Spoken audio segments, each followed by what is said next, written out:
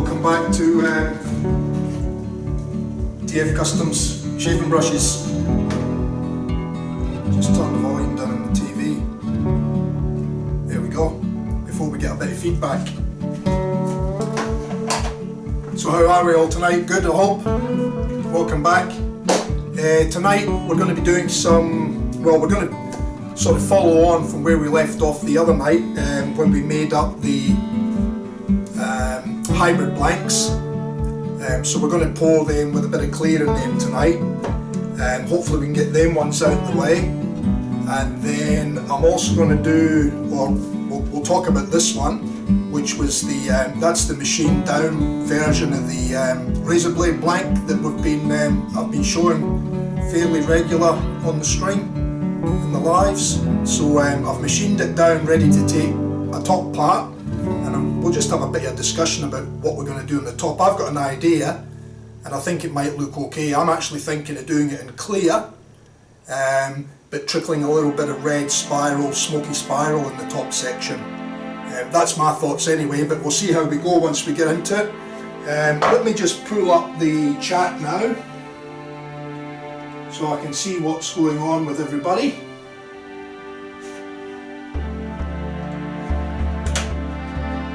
Razor, first in again, mate.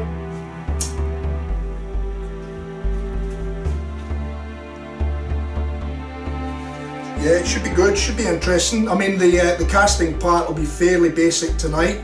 If I can get through the casting fairly quickly, which I think I should be able to, then I've got this one ready too, the yellow and black one.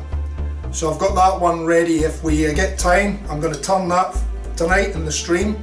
We might not get it finished tonight in the stream, but I'm going to turn it anyway, or start turning it, and then we can finish it in another stream. That's no problems at all. So that's ready to rock. I've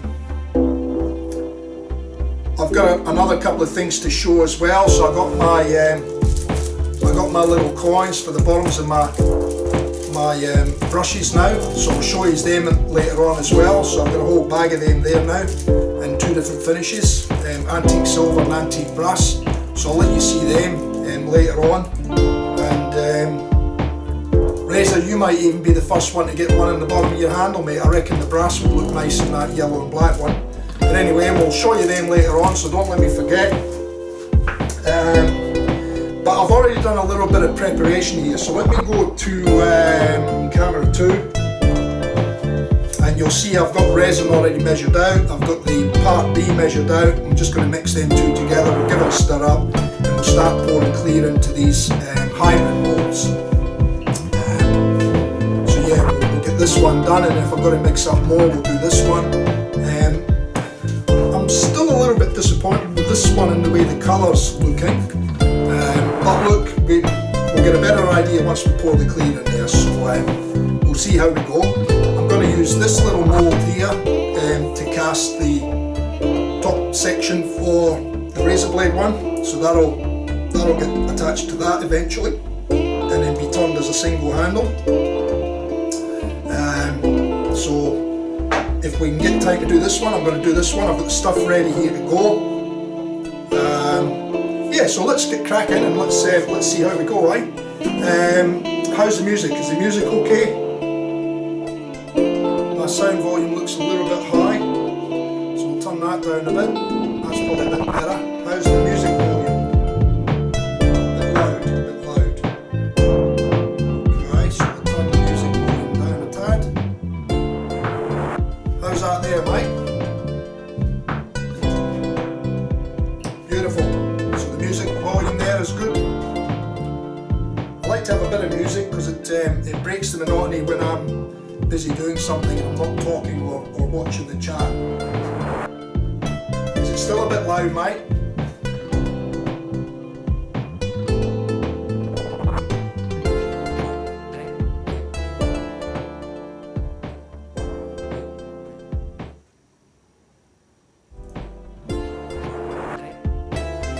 Just see what we've got here, because it may be to do with this too. That's what it was the last time.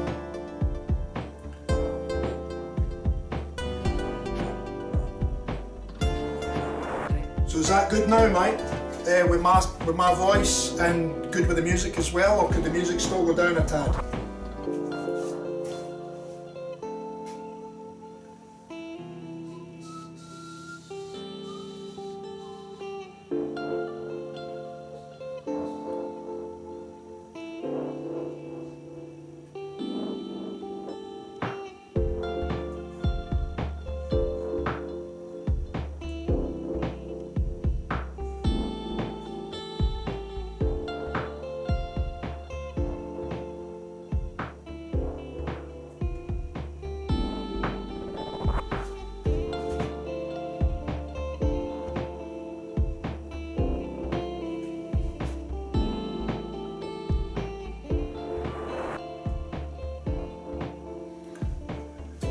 So last time, mate, is that volume okay now for the music and for the voice, or is it still coming through a bit crackly?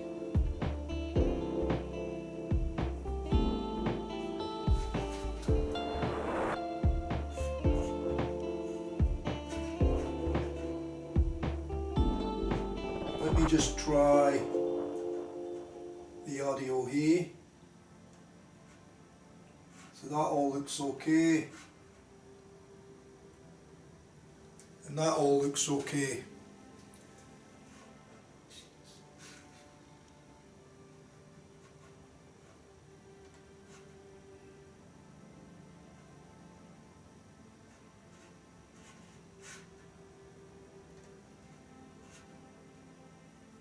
Yeah, I don't know why the music's crackly again. That's really strange.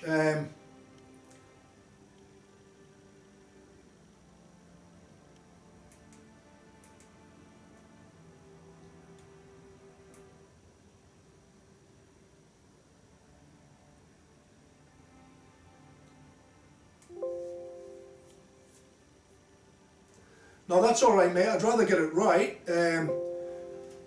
Just let me know what this one's like then, when the next track kicks in, and then we'll get cracking.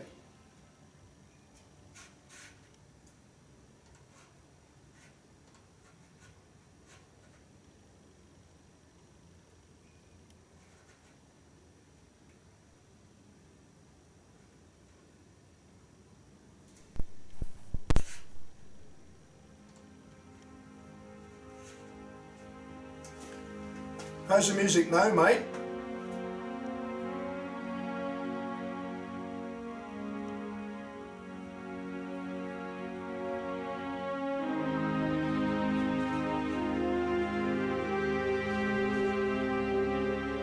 There's a bit of a delay from when I talk to you, and when it comes through, when the answer comes through in the chat.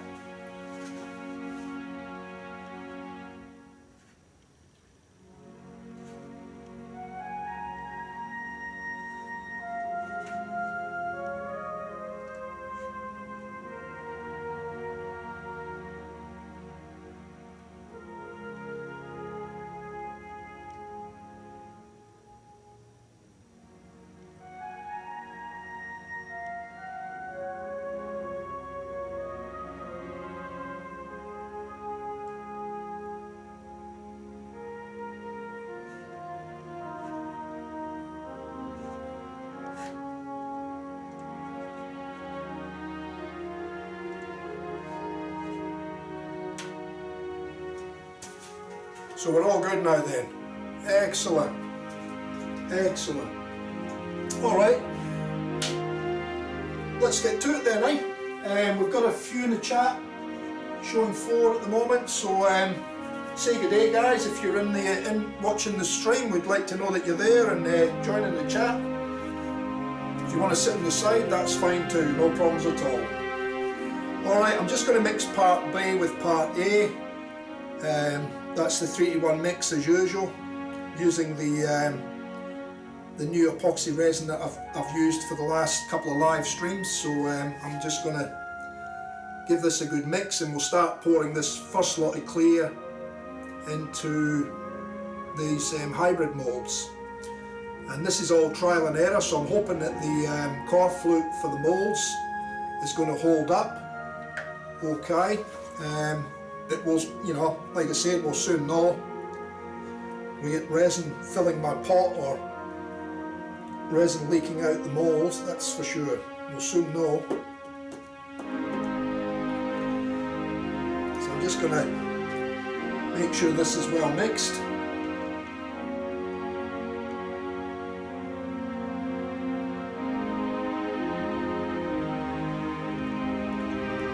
So we lost a few minutes there, but all's good. Main thing is we've got it under control now.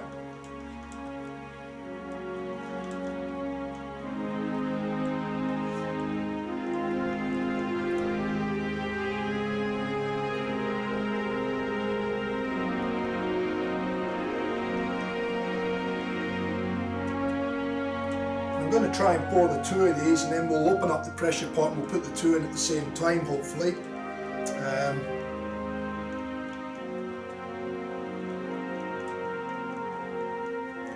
Just to get the bubbles out. I'm hoping that I don't have any issues with the resin not getting between the core flute and the barrel as well, just to make sure that there's no air gets squeezed out later and goes into the blank. But like I said, it's a bit of an experimental process, this one, until we see how it goes. I'm sure we'll get something out of it.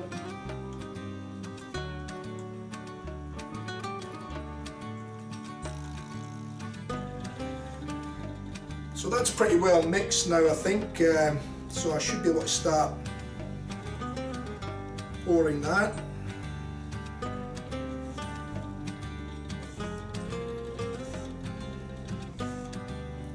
And then we can get straight on to mixing up another one. Because I'm going to want clear for the other hybrid mould, but I'm also going to want clear for the small one here, for the razor mould as well. So I'm just going to start pouring this in nice and slowly now. Oh boy, you can see the colour come out in that the minute the clear hits the eye. Let me just change the camera view now. What one do I need to go to? 3. You might not see it, but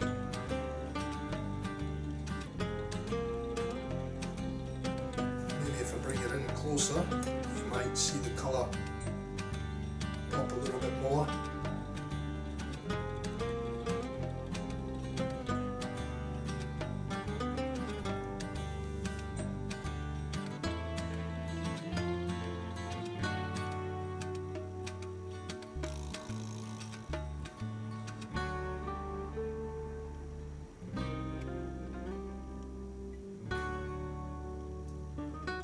I'm going to take that reasonably close to the top.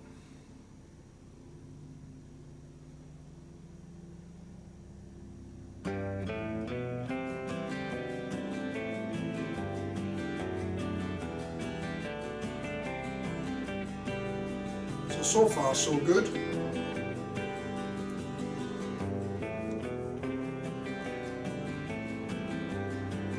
Got a helicopter going overhead. I don't know if it's one of the news helicopters or one of the Pole Air helicopters. So there's that one. So you're starting to see a bit of colour shift in that one now already, just with the clear in there. So we'll put that one aside for now. Get a little bit more on it. That'll about do that one, and then we'll start on this one. Again, this one's a little bit distorted because I distorted this one with a heat gun when I was mixing up the mould. So let's just see what we get with this one now. And I will need to mix up. Oh yeah, see the colour straight away. Amazing how that, just pouring that clear on, changes the look of that Chameleon. That's just incredible how that changed colour there. It looked very ordinary without the resin in there. Now it's coming to its own. Unfortunately I can't really tip it on angles and that to let you see properly because I'll spill the resin. But I'm hoping you can see a bit of colour change in that one now as well. But anyway, we'll get the rest of it poured. we are going to need a little bit more. So what I'll do is I'll mix up a smaller amount this time.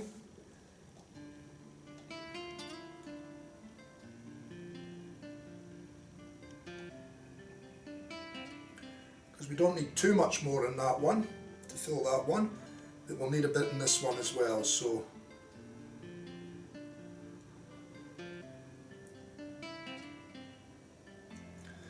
okay, so I'm going to jump straight in and start making up a little bit more. So I'll put another mark on my cup so that I don't put as much resin in.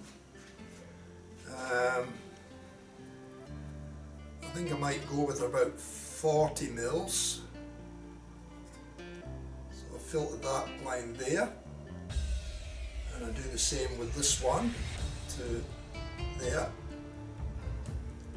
and we'll see if that gives me enough to fill both molds. Okay.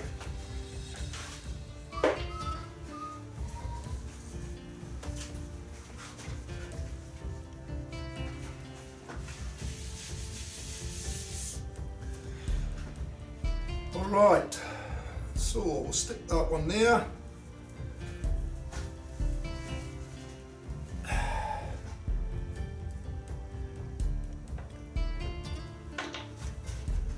Could probably even go less than that, I reckon, but we'll try that, see how we go.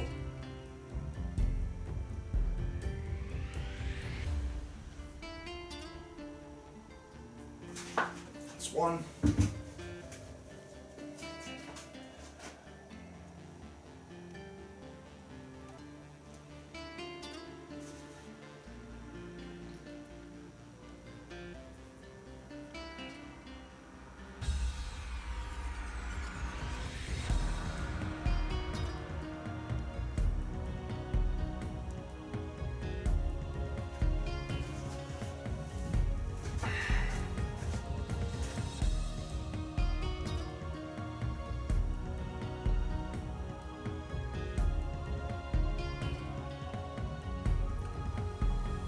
That's two.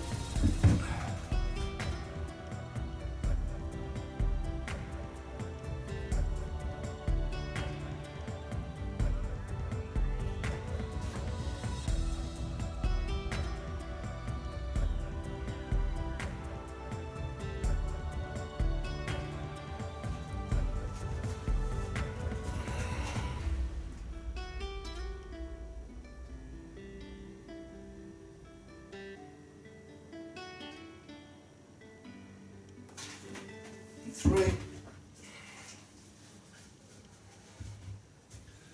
Put the cap back on that one.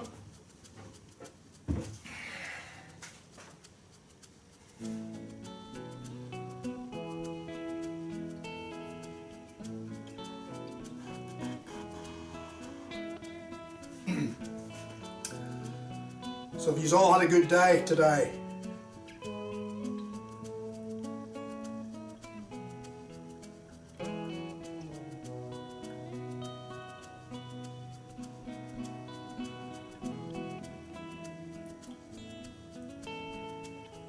I got a nice little surprise at the door today from the mailman. I'll show you later on.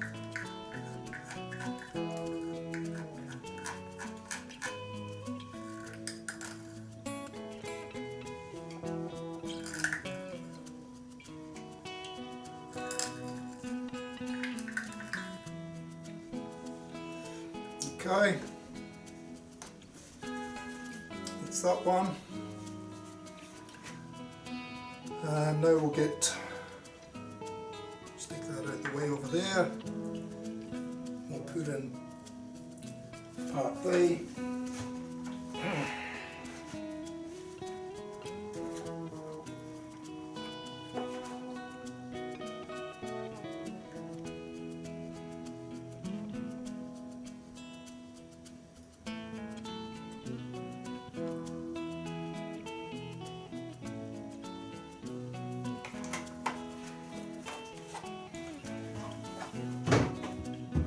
Part B done.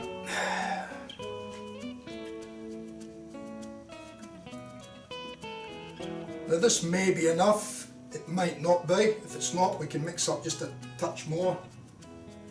Mr. Spencer, how are you, mate?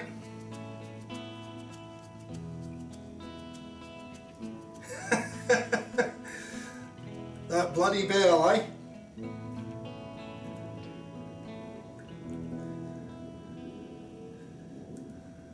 How do you think mine is going to be being on here every second night? Aye? Okay, that's part B done. Get rid of that, out the way. Give this another mix now. Oh, we got a bit of rubbish in there this time. Get where that came from. We'll get it mixed first and then we'll find it. There it be. Get rid of that, we don't want that in there.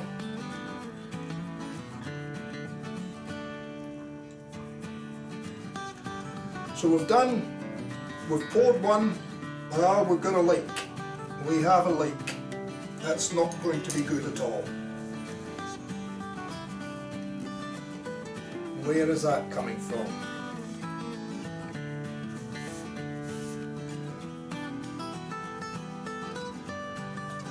Oh well, you win some, you lose some. How's this one faring up? Not too bad, might be a little leak there.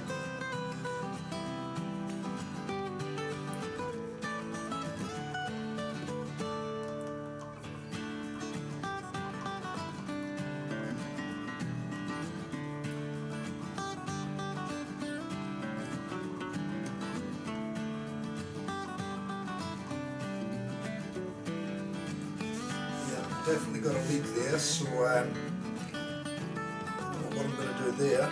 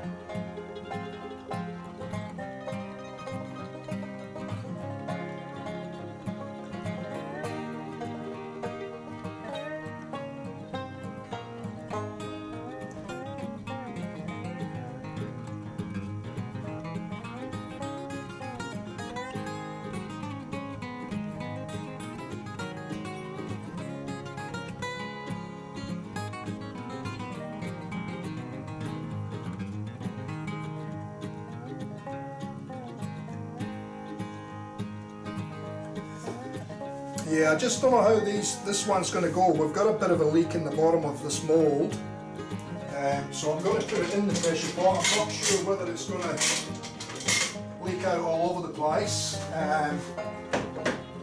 once it goes under pressure, or whether we'll get it curing quick enough. So I'm going to put them straight in.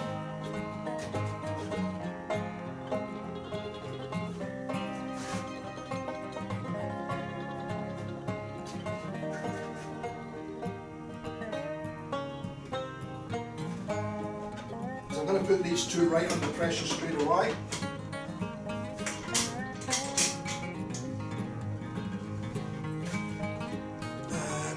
We'll go to camera 2. So these are going in the pressure pot.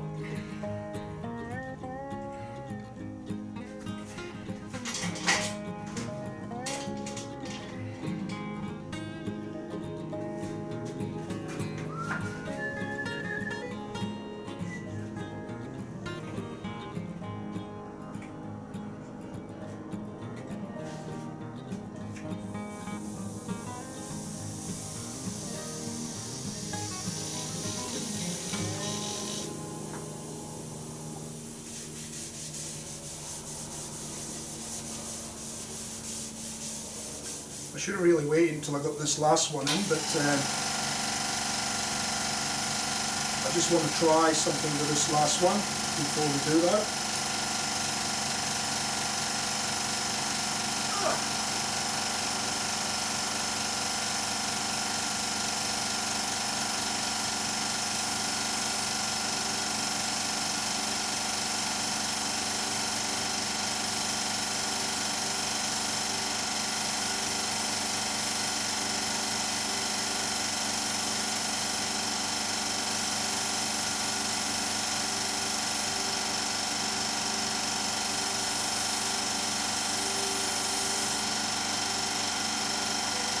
We're up at 50 psi.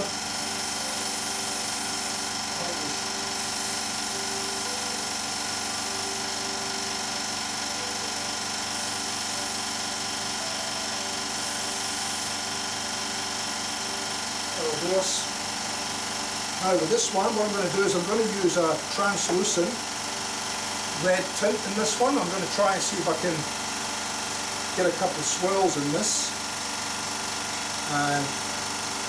But not too much.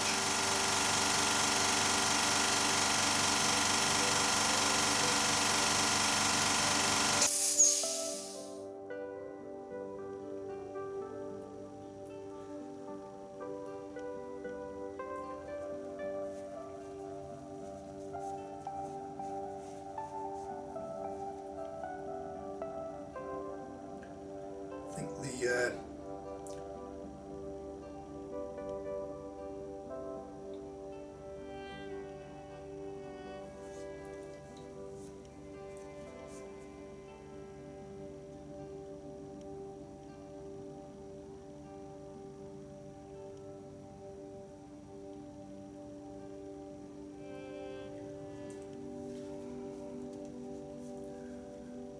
can't really see if I'm getting the tint down in the clear like I want to. I may try a different pigment as well.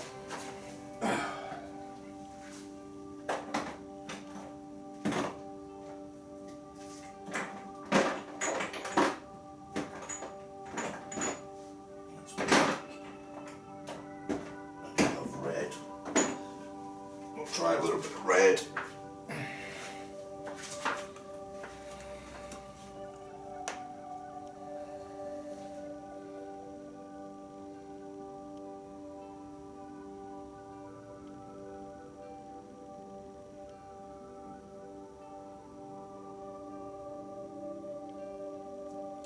That's doing what I want it to do.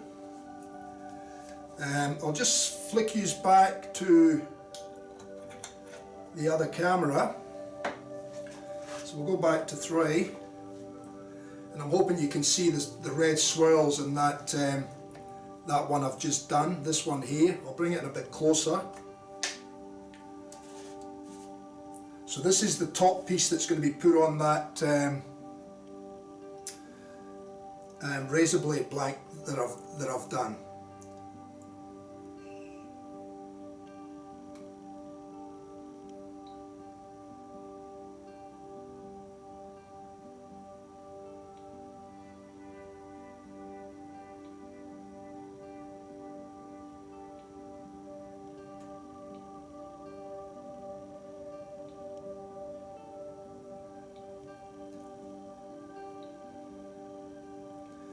Can you see that, guys? So that's clear, and what I've done is I've put spirals in it.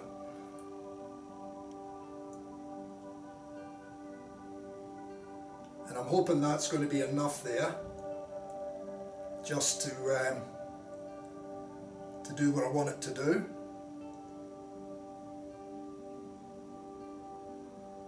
Can you see that? Yeah? Okay, well that's going to be the top for the razor blade one.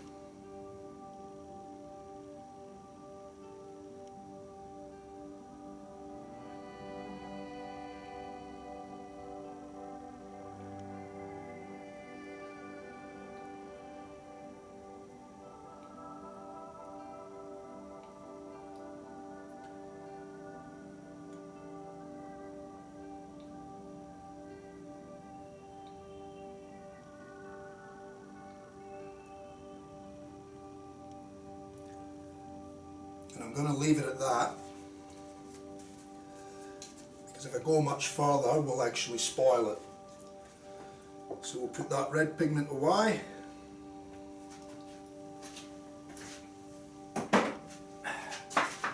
We can put that one away.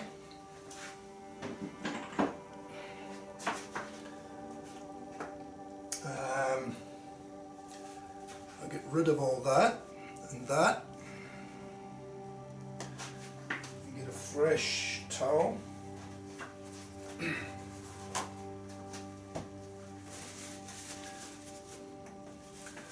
So excuse me for jumping around at the moment, it's just I've got to get this resin stuff sorted and then get it in the mould, in the pressure pot, sorry.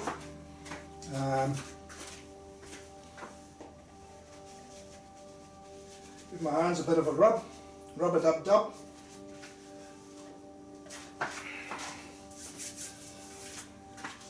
And what I'll need to do now is I'll need to release this pressure pot again.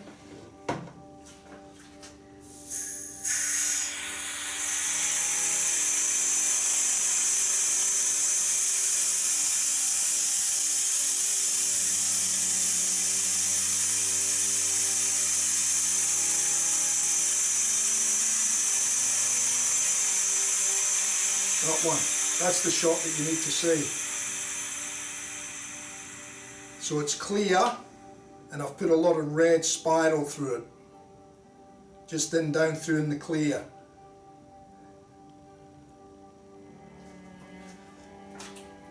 And I just hope it stays like that and doesn't sort of mix with the clear too much initially, because I do want that type of look for that handle.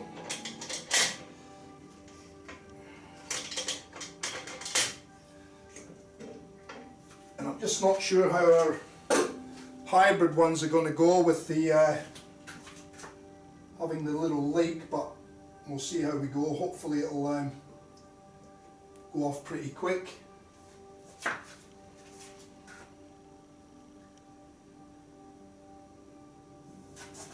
Anyway, straight back under pressure.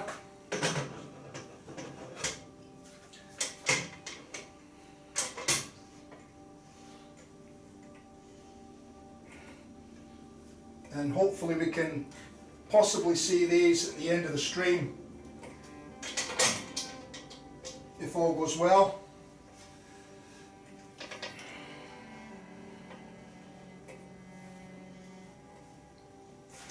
I'll just move you back to that shot.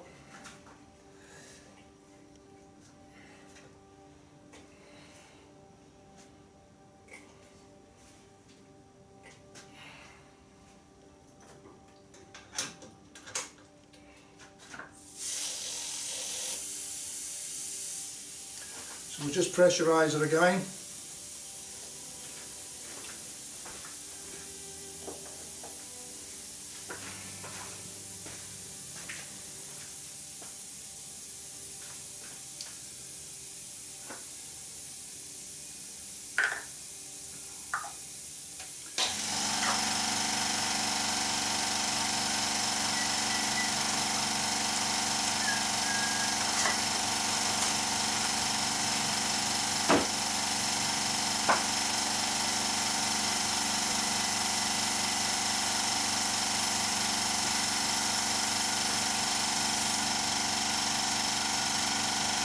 So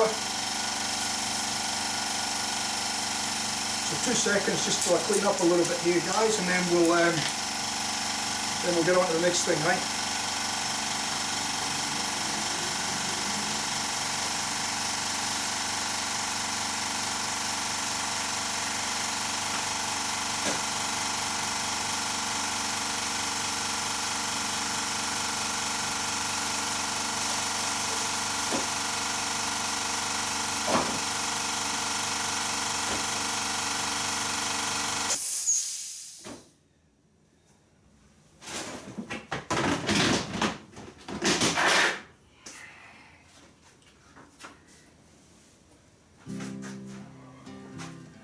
Okay, I'm back.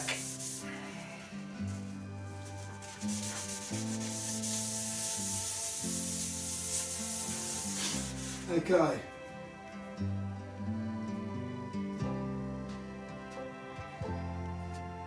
Yeah, I do need a bigger shed, mate. I've been wanting a bigger shed for a long time, to be honest, because I've got so much gear in here.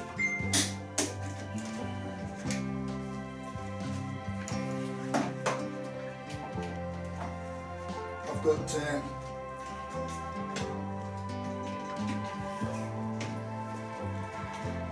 I've been wanting a bigger shed for a long time, I can tell you that. If I can take this camera, let me just show you what this looks like from where I'm standing, right? So let me see if I can just move this camera around. Give me 2 seconds. And I'll see if I can show you. Mind you, you're probably not going to see much because of the light, but just let me go to camera 3. It'll be a bit wonky, guys, but bear with me for 2 seconds and I'll let you see what I'm up against. Okay, so this is where I'm standing behind the lathe here.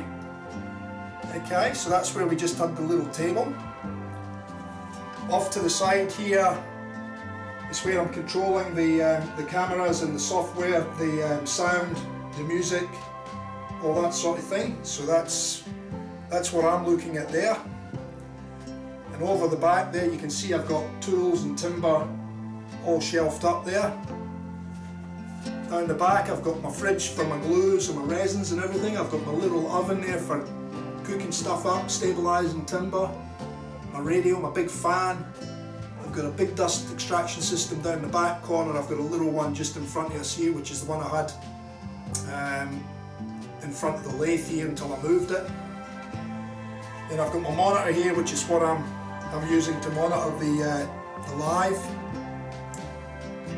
Got the GoPro in front of the lathe just here.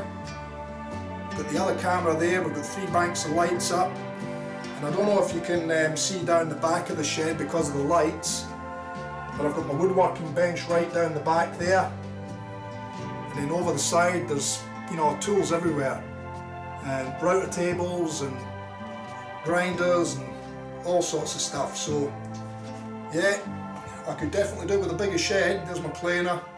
Toolboxes on the ground with bits and pieces, more timber over there. I've got more timber out the side. I just can't get right in there for the lights, guys, so. And that's my shed. There's a bandsaw, the thicknesser, the drum sander. It's all there, guys, but yeah. I've got to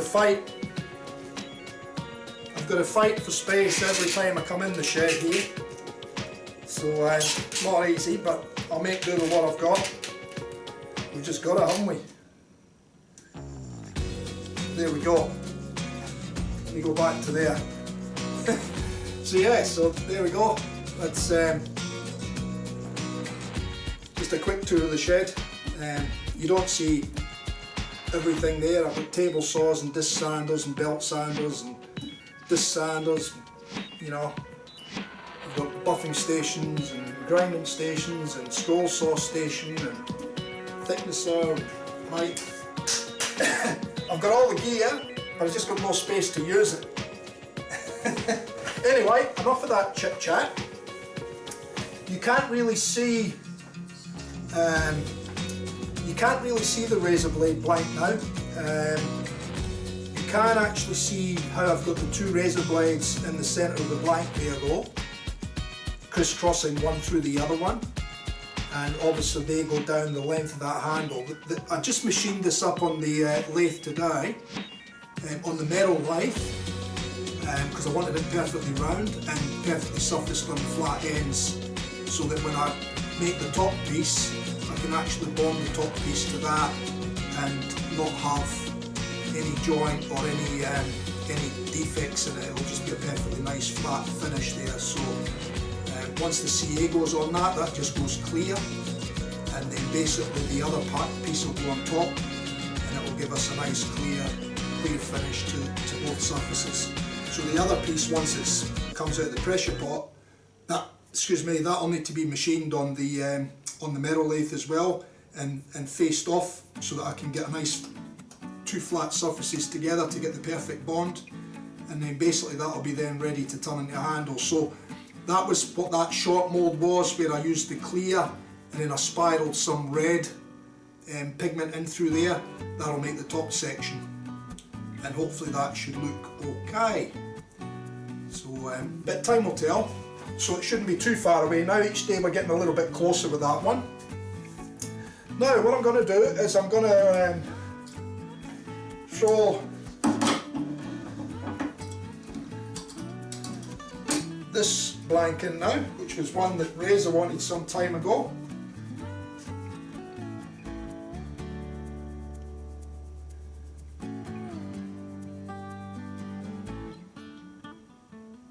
I've pretty much got everything, Mark.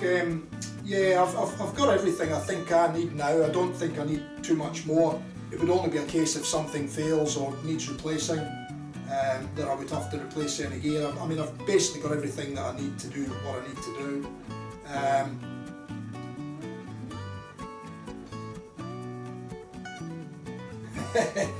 Yeah, mate, you just keep buying those brushes, Razor.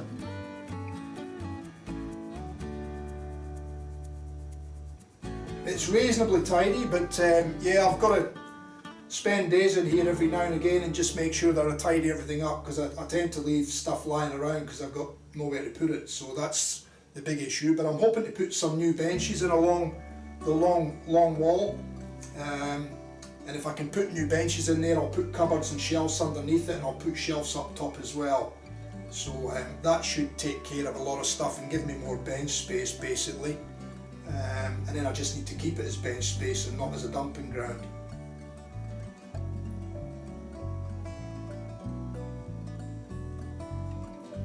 Yeah, well Mark, this is pretty much a double garage as well, but it's a fairly big double garage. We never ever put our cars in the garage, so you know, that's why I've sort of turned into a workshop. But like I said, I've had stuff in and out of here, you know. I even had a studio inside the front part of the house at one stage where I was doing woodworking. And I also used to have a big CNC in here, which was pretty much the footprint of a car. It was about 3 meters, just over 3 meters long, and it was 2200 wide. So of course once I sold the CNC, that gave me a lot of space, but then I moved my woodworking bench and that back out here, which pretty much filled the space again. So anyway, look, Razor, I'm going to turn this one. Are you happy for me just to turn a shape in it? Or did you want any particular shape? Because I was going to try something different with this one. I was going to try a different shape this time. But it's entirely up to you, mate. I'll take your lead on it. But I do want to get started.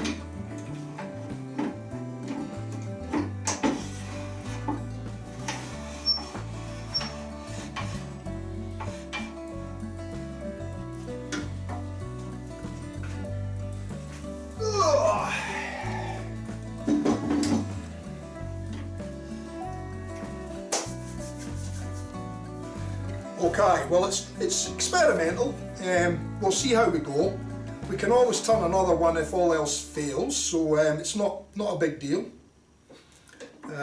Like I said, I've got this one pretty much, I centered this one up earlier so we don't have to go through all that process. All I've got to do now is just flatten up that end, and then we can basically start the shaping.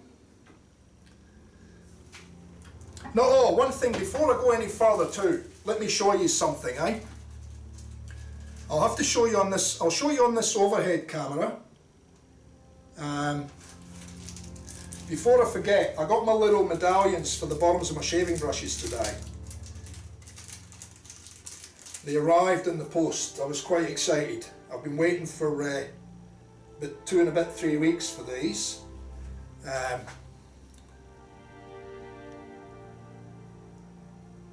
So there you go. There's my little medallions that are going to go in the bottom, so that it's a raised text on it, and that's the antique brass. Coins, medallions, a lot of people call them little coins, maker's coins or maker's medallions, same thing really. But that's the antique brass, so you can see it's got that little darkish tap, you know, tarnished sort of look to the antique brass. So that's that one.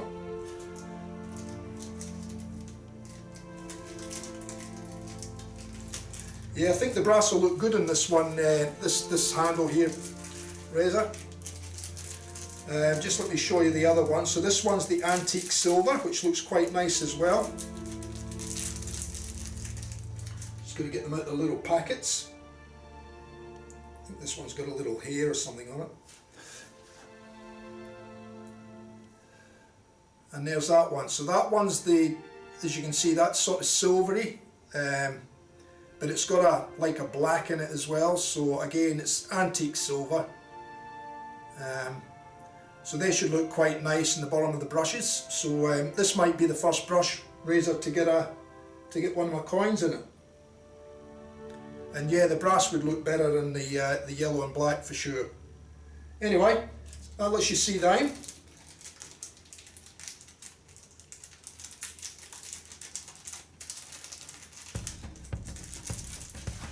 So when you get a brush now, you'll get the option of, you know, whether you want the antique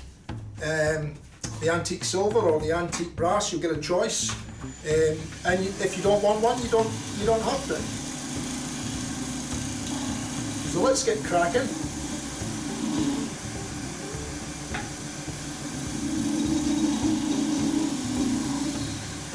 And this is why I do the casting first, and then seal everything away, and then do the turning, because we end up getting a fair bit of mess during the turning process, and I wouldn't want to get that into the on my resin equipment.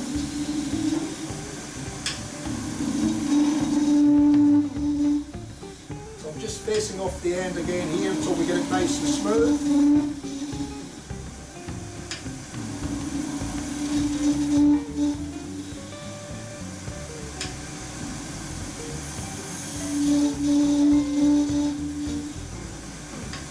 Then I'll have a look and see how it is.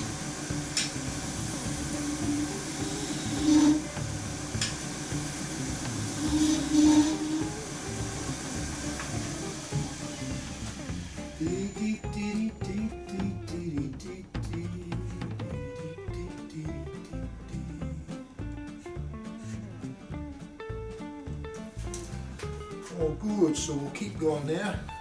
That's looking alright actually.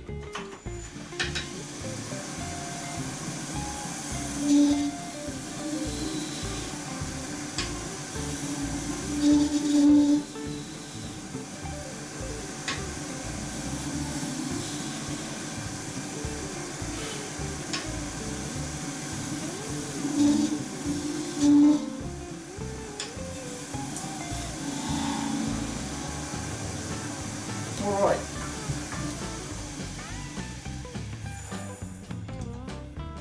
Okay, that looks alright. So what I'm going to do is we'll think about putting the hole in now.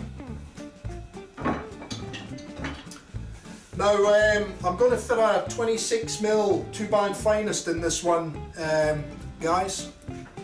If that's alright, Razor. One of my nice 2-band finest. Nice and dense. Fairly decent sized knot. As you can see there.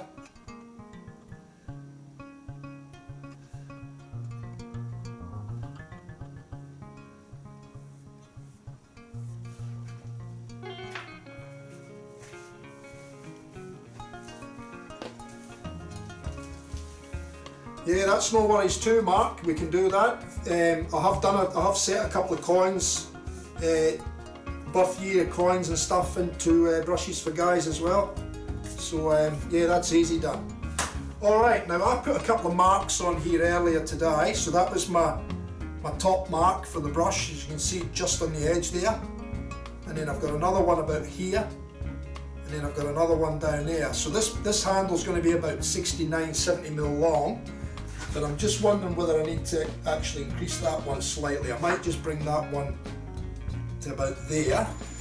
For the shape that I'm doing here, I want the proportions a little bit different, but I need to make sure that it's still going to be balanced and not out of whack. So So yeah, that should do me there, I think. That one, yeah. So for this one, what I'm going to do is, I'm going to go in and just put in a pattern mark initially.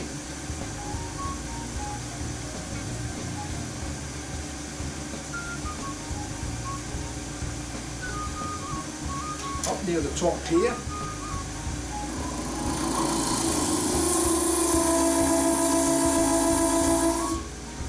Like that. But before I go any further, I'm going to put the drill in, and we're going to drill that hole.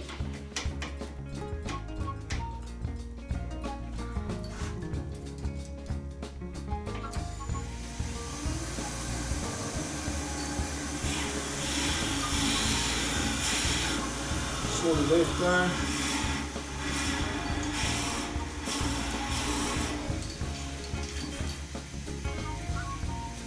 Now I'm going to probably need my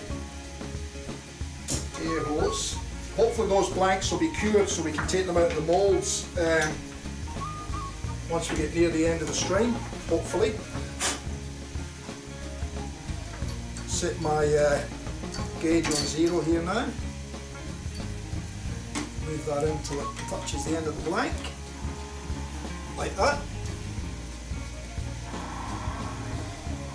And now I can gauge my depth from the on the gauge.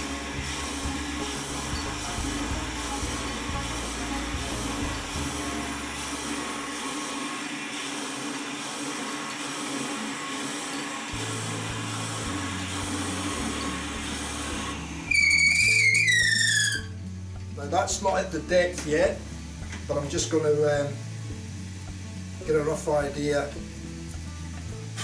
how we're going, and I'm just going to touch that edge up so it's not sharp.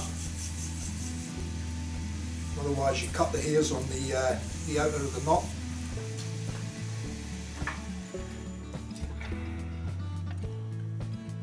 Beautiful. Not choking the knot. Enough leeway in there, and it still has to go in a bit yet, so that's all good. Now that will be about set about,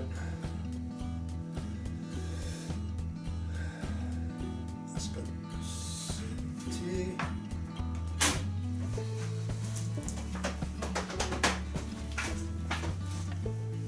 There it is, it's in my pocket here.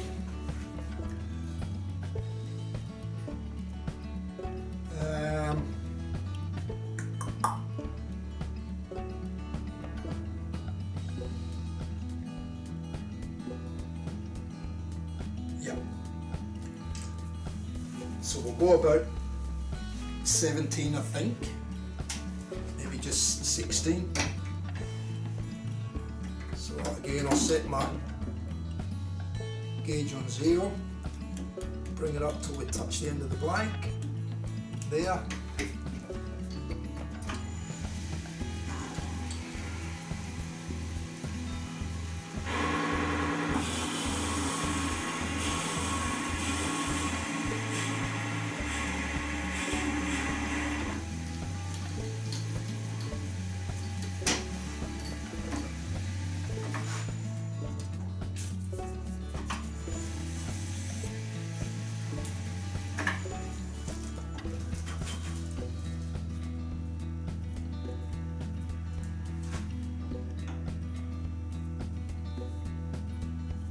So that should have a loft of about 54.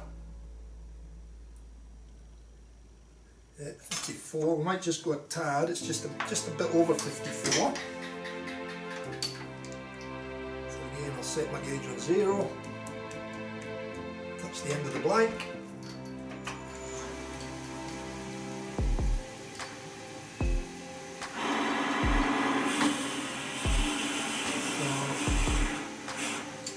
That should be more than enough.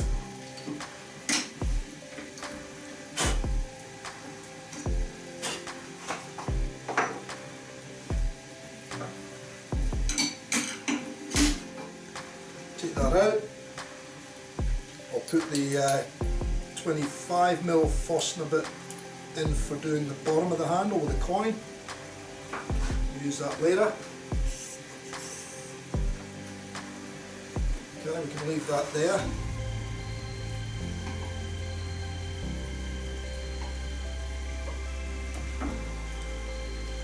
I'm just going to start doing a little bit of shaping around the top section here now. Let me just have a bit of a look.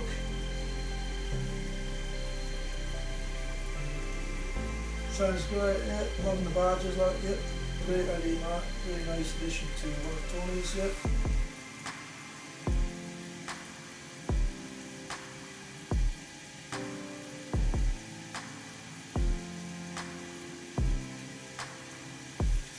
No worries at all, Mark. When you're ready, mate. No rush. Whenever you're ready. Alright, I'm going to speed the lathe up now. And I'm just going to give this a little bit of a shape here. Not too much though.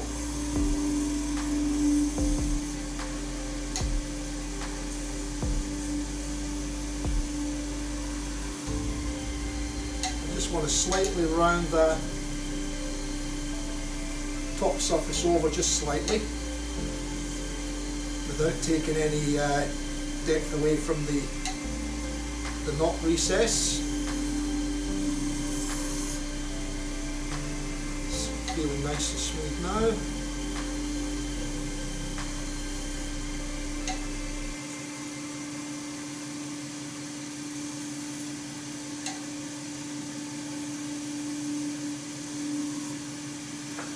I think that is probably where I want it to be. You'll see more once I start cutting into the blank now, you'll see a bit more. Just when I'm working this end I can't get the camera in all the different positions, so but you'll see what I'm trying to do shortly actually. So I'm just going to get that set. Bring that down a touch.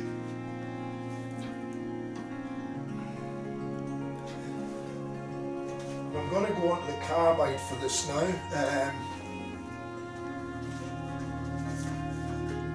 Let me just move that out.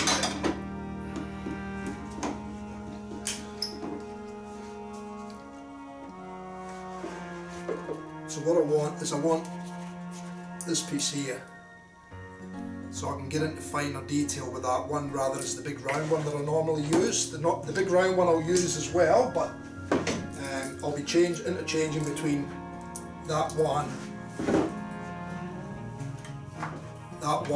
and that one. So I might even start with this one now, the diamond one.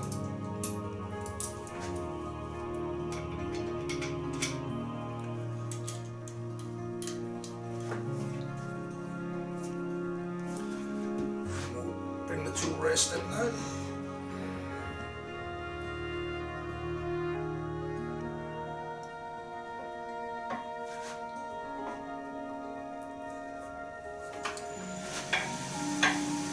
We'll need to go a little bit further out.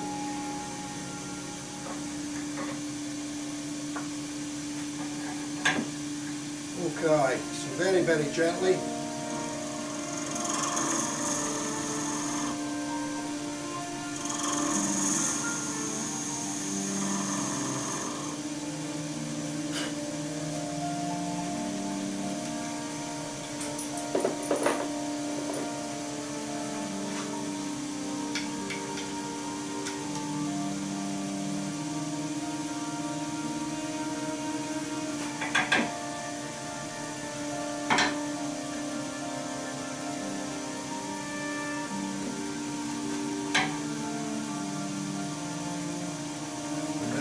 I might just, with a little bit of stability and security, we'll bring the tailstock up.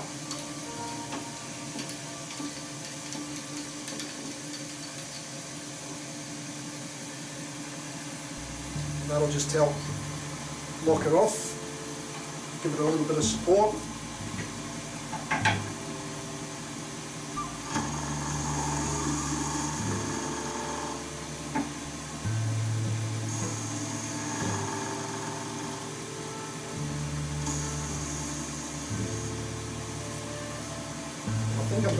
use the diamond one more, I think, than what I originally thought. It's a bit of a tricky shape, this top section that I want to do.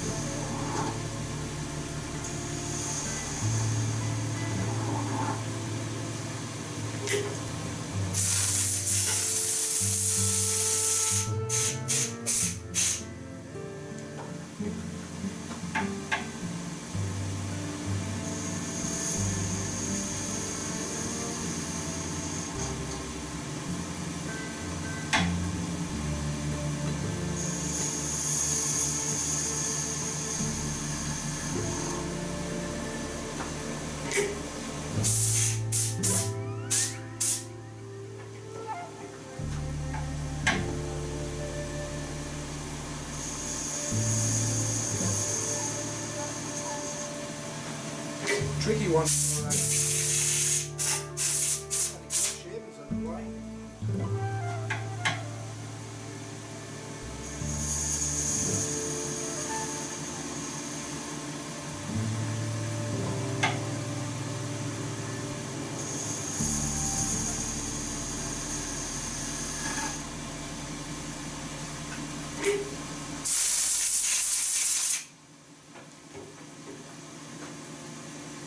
No worries, Mark. Catch you next time, mate. Cheers, buddy. Thanks for dropping in.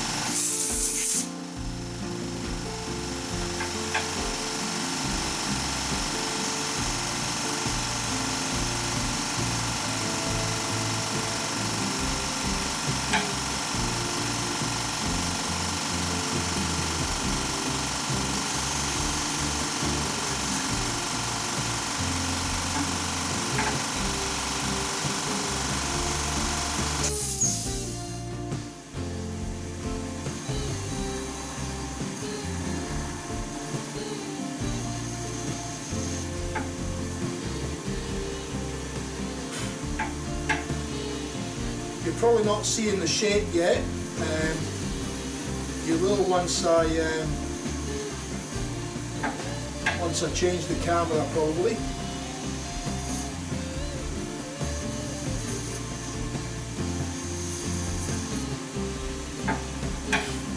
I'm just refining this top shape now. It's a bit harder to refine accurately with the pointy tool than what it is with the round tool, but I just can't get the round tool at these curves, so that's why I'm using this pointy one.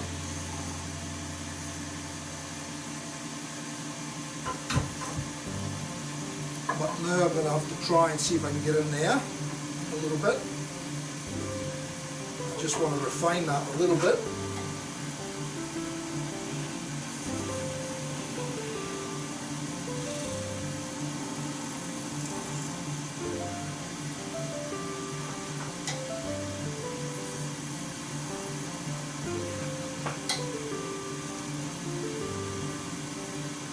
Still needs a little refining yet.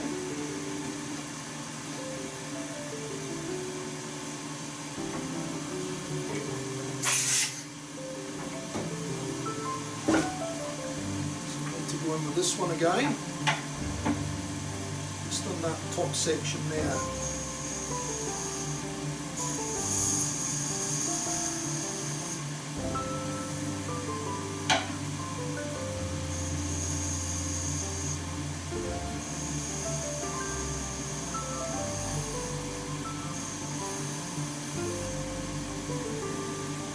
Keep clearing that so I can see what I'm doing.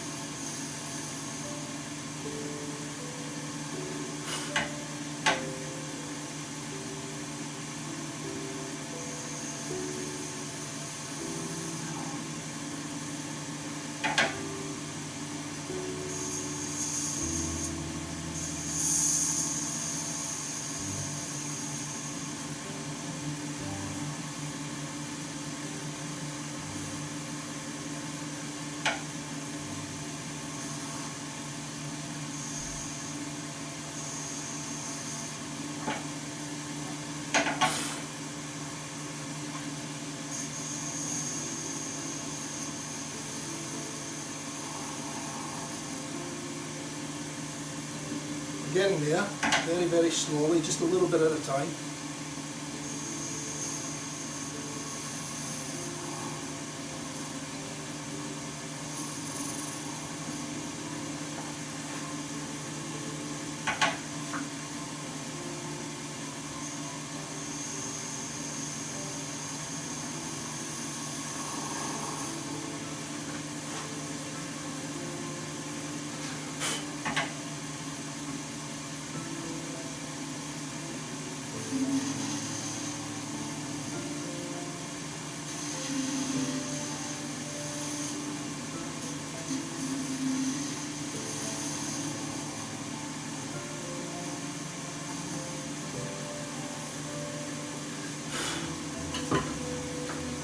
I'm just going to hit that with a bit of sandpaper just to see if we've got the shape I want it.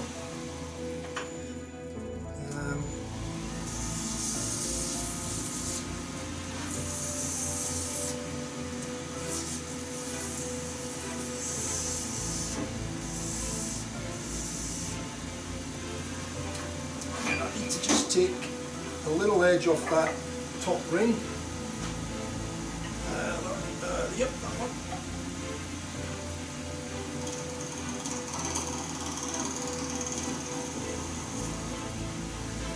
And just round that a little bit more now.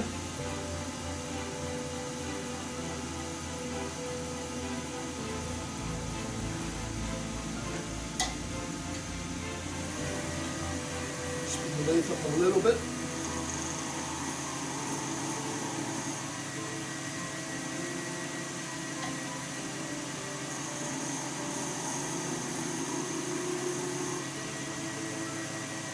Lovely.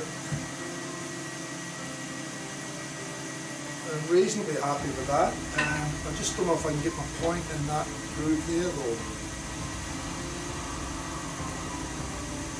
Just to tidy that up a little touch. I'm hoping that's almost done it. Yeah, touch more.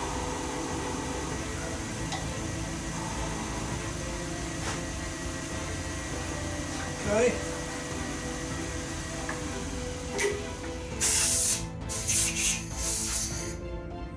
We've got to go a little bit more there.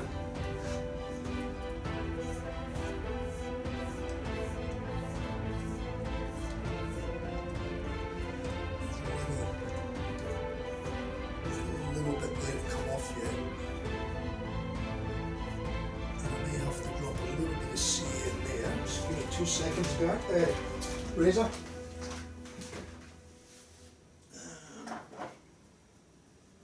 That's too thick.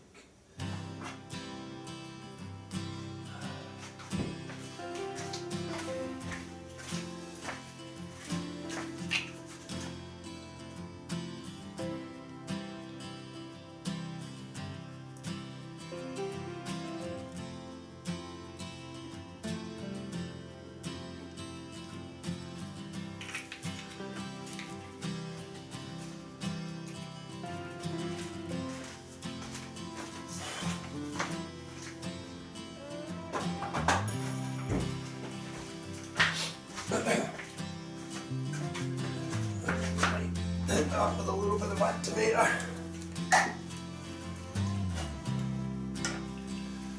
G'day mate, how you doing? Welcome. We done some casting earlier on and we're just doing a handle now.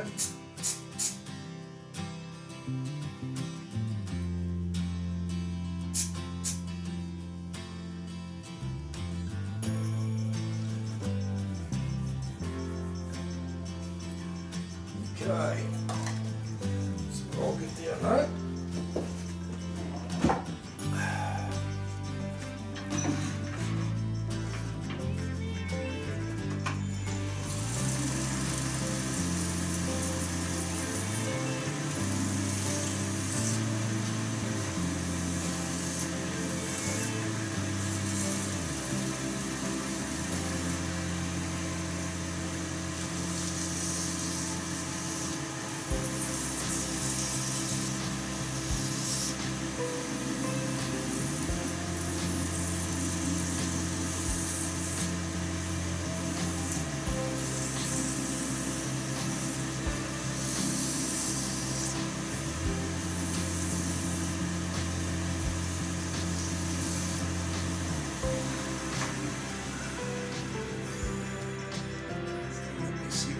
There.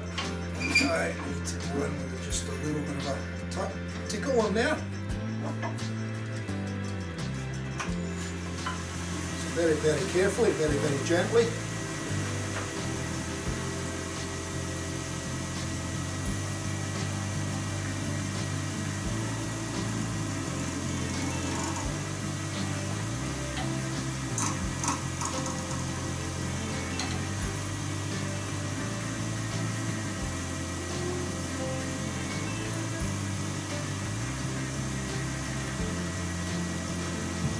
Taking care of that.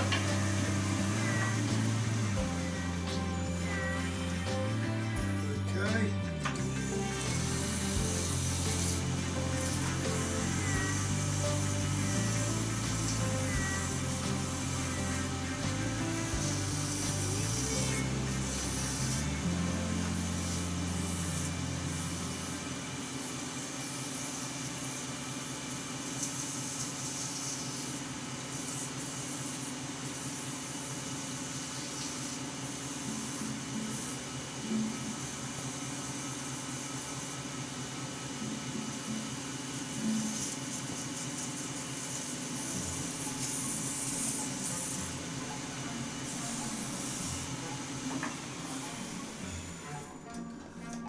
Just got a little tickle in there to go yet. Just gonna have to give that a little touch.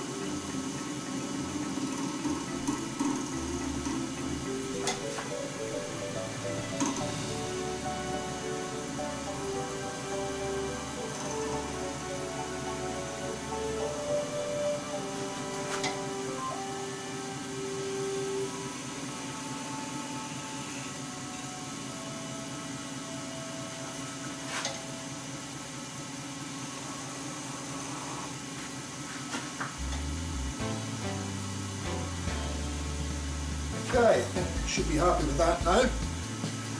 Just have a quick look.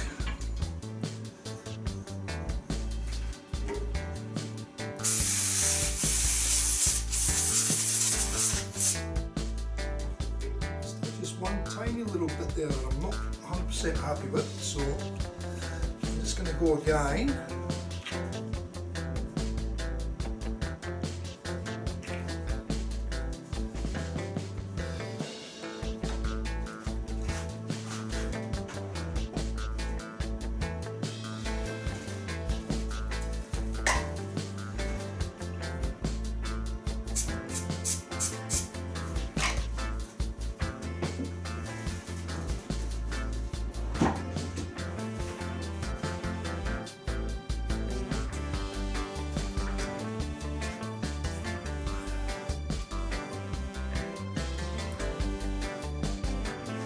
I think we're getting more gold than strong yellow though, but it's hard to tell at this stage until we get the full shaping the handle done. Once we get the full shaping done, then we'll get a better idea.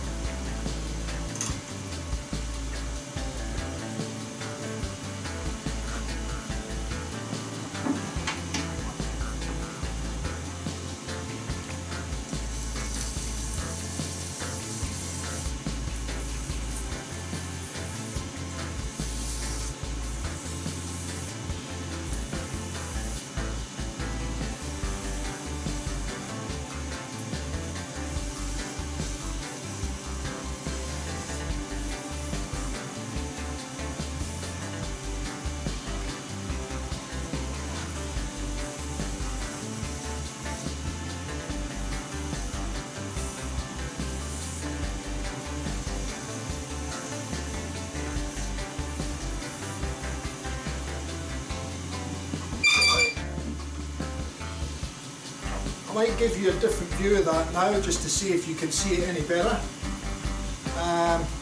Try that one.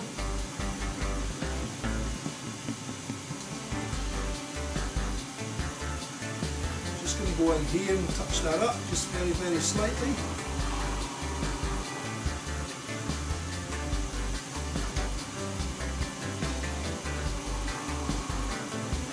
Should be there. Going back to the carbide, and I'll change the point one over now and go to the round cutter. So as you can see, that's a diamond one there for detailing.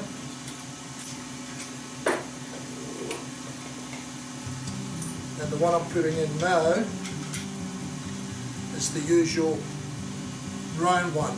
Can you see that? I don't know if you can see that, it might be too far away, but anyway. So now I'm going to go in and start shaping the bottom section of the handle.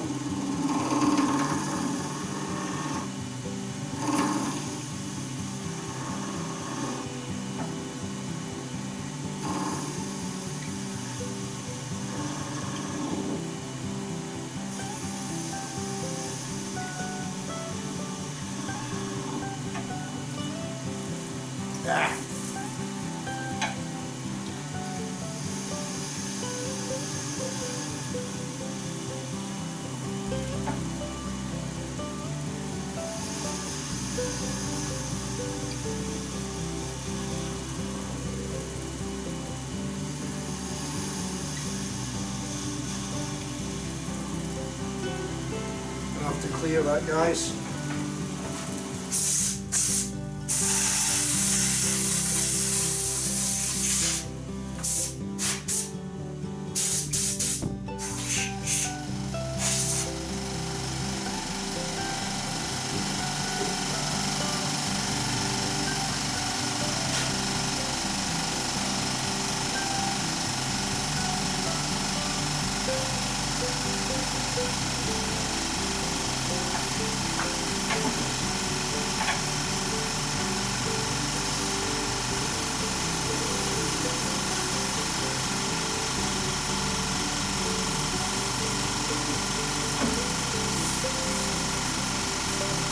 like coming off those streamers up now.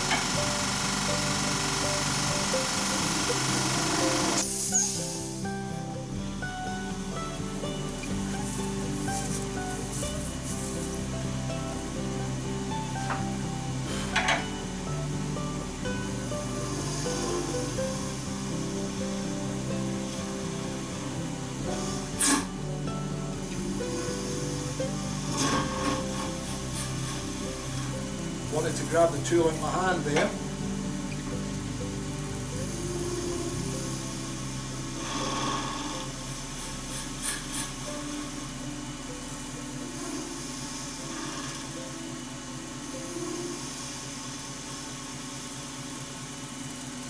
Just going to clear that again, guys.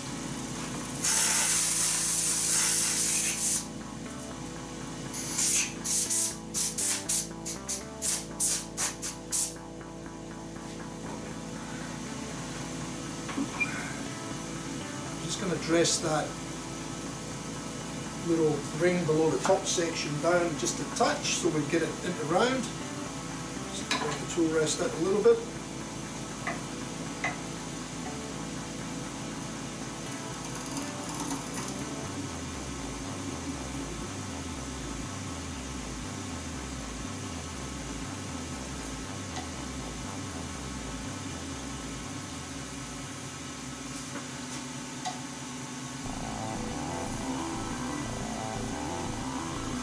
Keep shaping.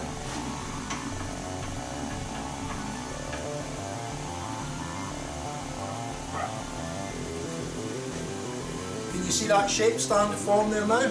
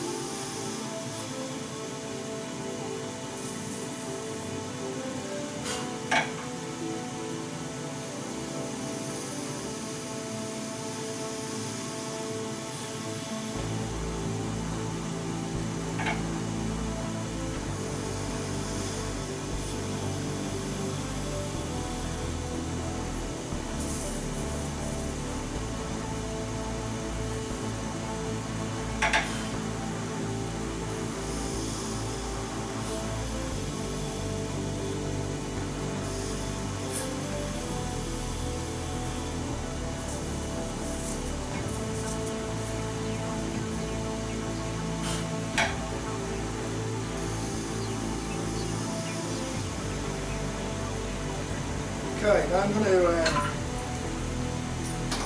going to put a bottom cut in just to determine my length now, so that I can work my shape into a shape.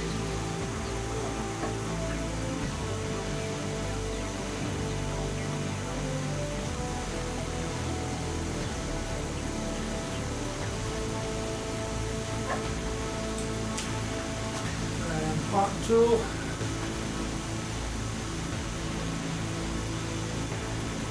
Yeah, you missed some casting tonight, Harrell. missed a bit of casting earlier on, but I'm hoping that I can possibly take them out of the moulds after at the end of the stream, once I get this handle finished. I'm hoping that I can take them out and have a look at them, but if not, it will be in the next stream. Beers and burgers, that, oh, with the lads, camp life, oh, that sounds good. I'm in for that.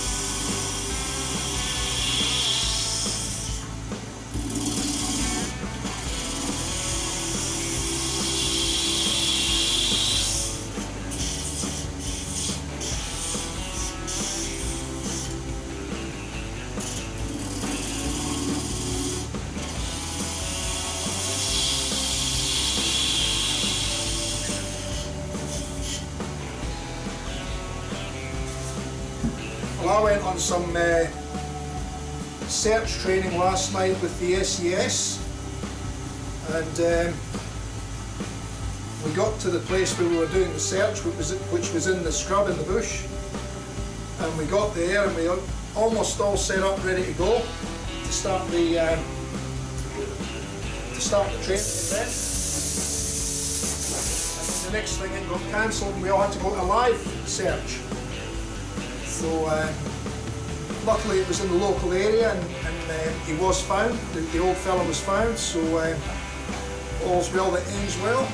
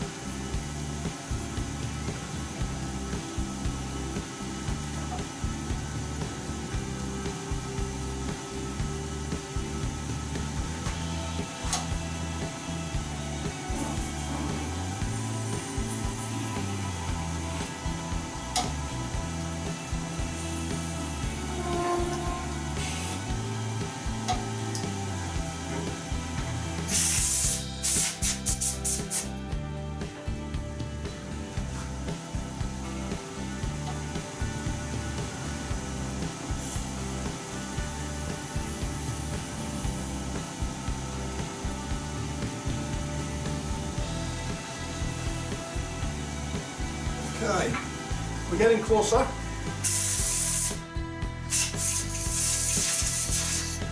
thinking I might go a little bit hollower in there, I think.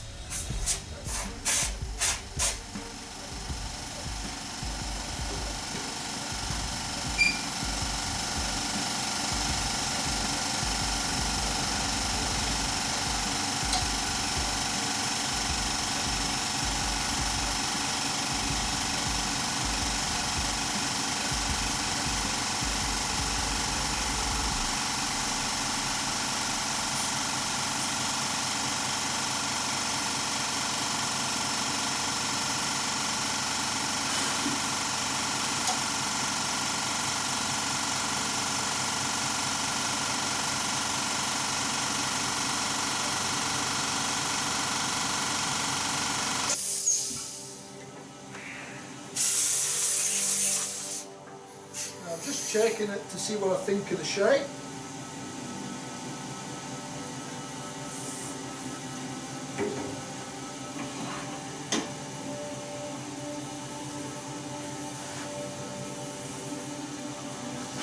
And I'm reasonably happy with that.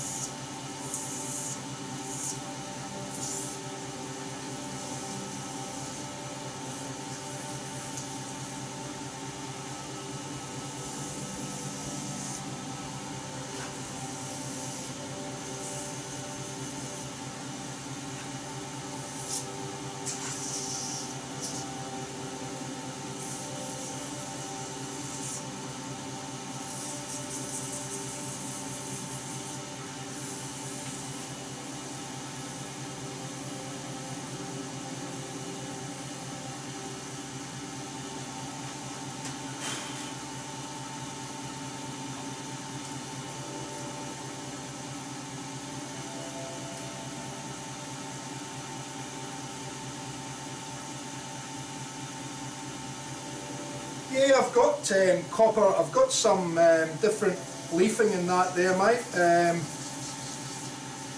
don't know if I've got, I might have, I know I've got gold, I may have silver, I may have copper leafing.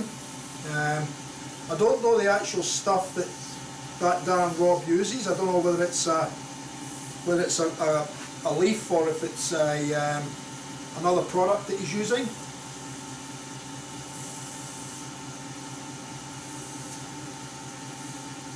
But that doesn't matter, because we like trying our own stuff anyway, eh? Doing our own thing.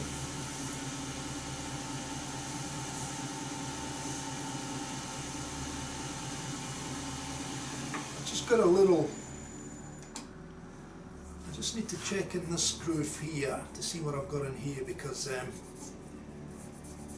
when I'm sanding there's like a line in there, so I'm not sure if it's a line or a sanding line or a tool mat line, so I might have to just go in and give that a little touch up.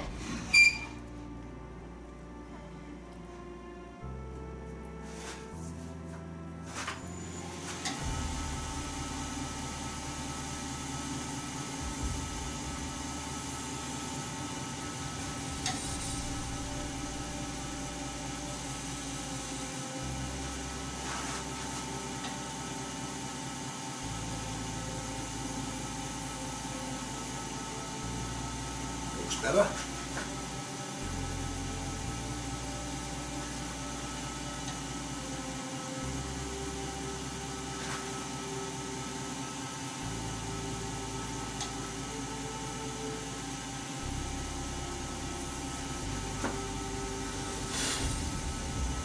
I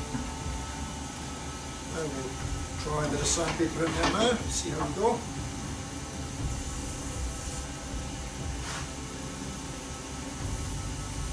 Much better.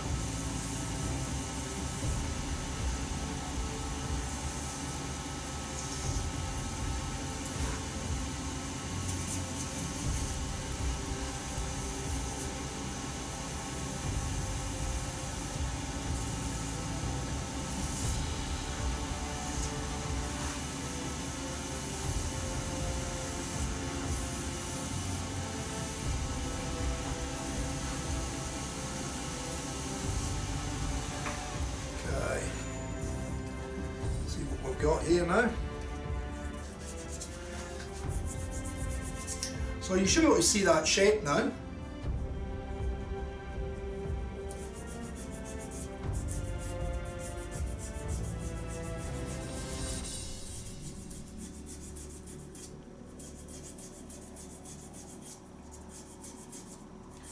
but I think we're going to have more, I think there's going to be more of a goldy yellow than a bright yellow razor.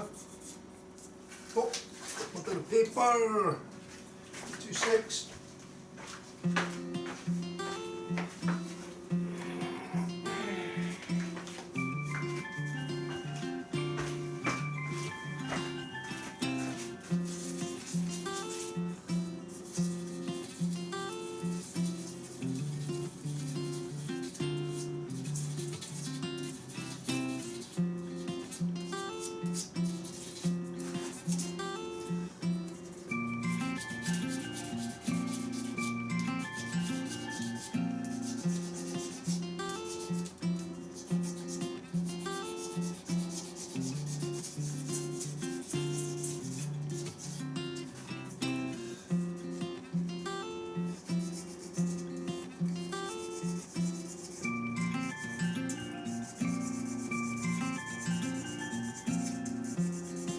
How are we going time wise, guys? It's 22:09, so we'll probably run out of time to get this one finished tonight, I think, so I may need to come back to this one. I know we're that close, but still a bit of time by the time we finish sanding. I've got to wet sand it before I can turn it around as well. We'll see how we go.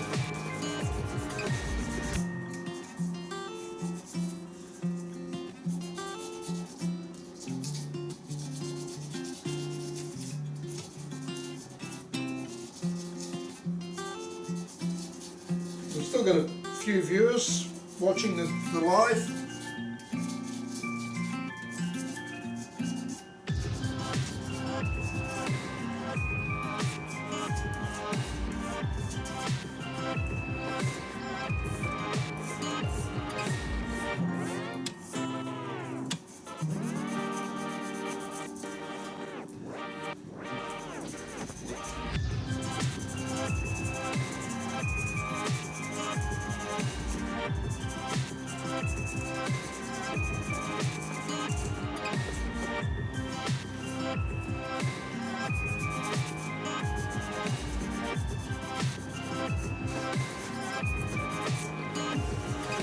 Call that one quits, I think. We'll go to the next one.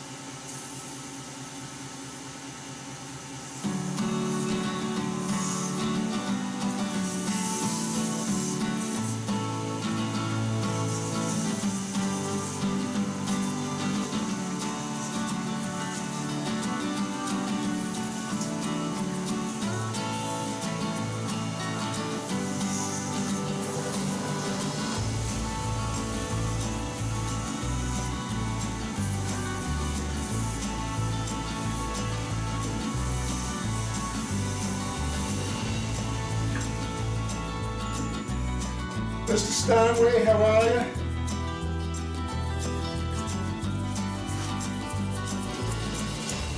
Yeah, we're just in the tedious part now again, in the sanding part, but it's just got to be done.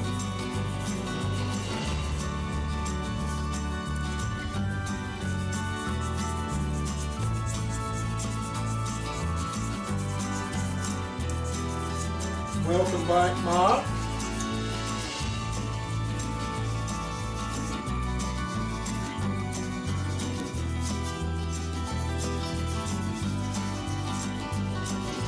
We done some casting earlier in the stream, Mr. Stanway, and then I threw this blanket, which was one of the blanks I cast the other night there, the yellow and black one. Razor requested. So that's what I've just been shaping this one now. He left the shape entirely up to me, so I've just pulled this one out, which is, I mean, I've seen similar, I guess, around the traps, but this is just, I didn't work off a drawing or a template or anything for this one. It's just straight out my head on the lathe. I knew the shape I wanted, so the top section is sort of a takeoff on the Lotus design, and then the bottom section is very, very similar to what I do in most of my other, well, that other shape that I do on a fairly regular basis. So it's a cross between the two handles.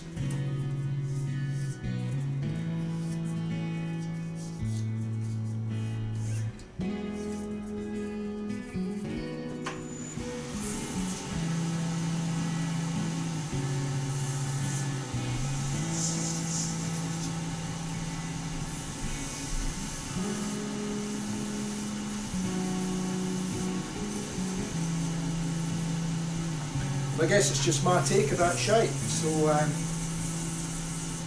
won't be exactly the same.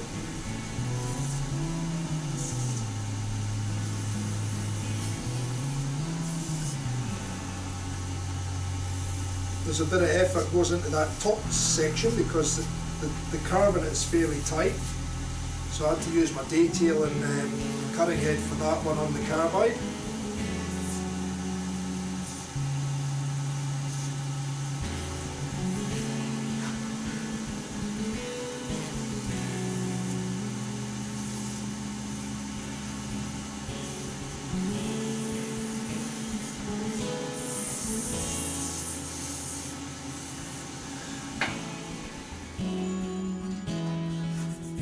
Just going through the process now, just going through these grits, initial grits.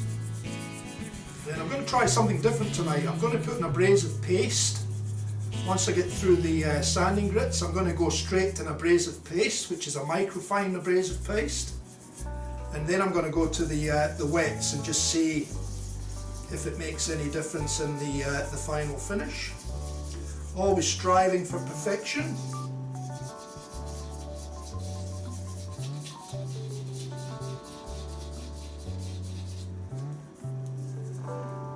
No worries, buddy. We'll catch you next time, eh? See you, Harrell.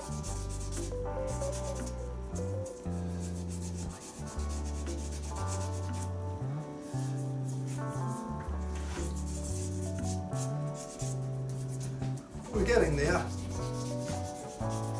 Just the sanding process is just, you've just got to do it. You can't cut corners on it, you know.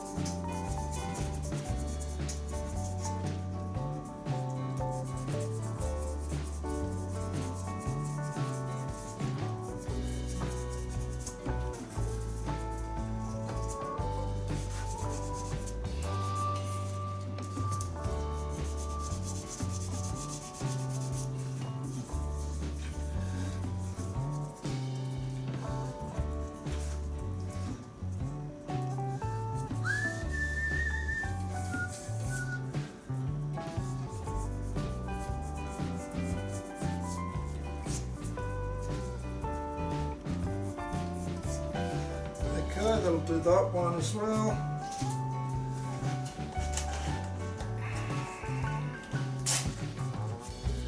Let's try this one.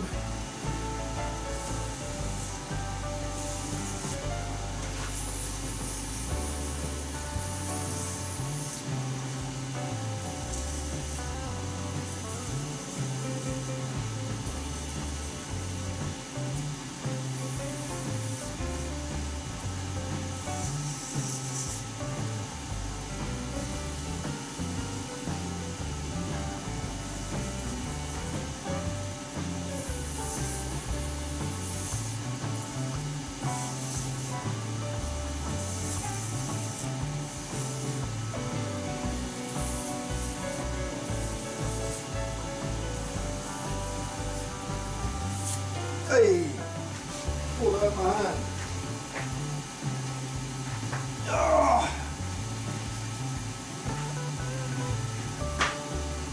Me and my old man noises.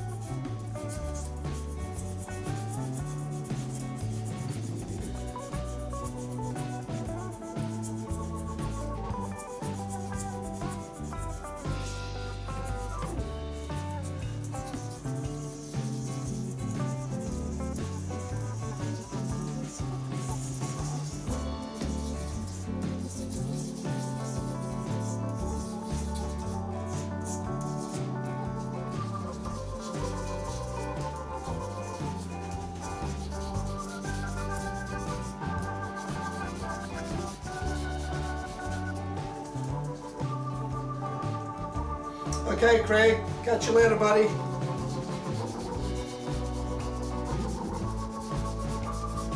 Oh, thanks, Ryan. How are you, buddy? Well, before time they got a win. They've been playing pretty ordinary.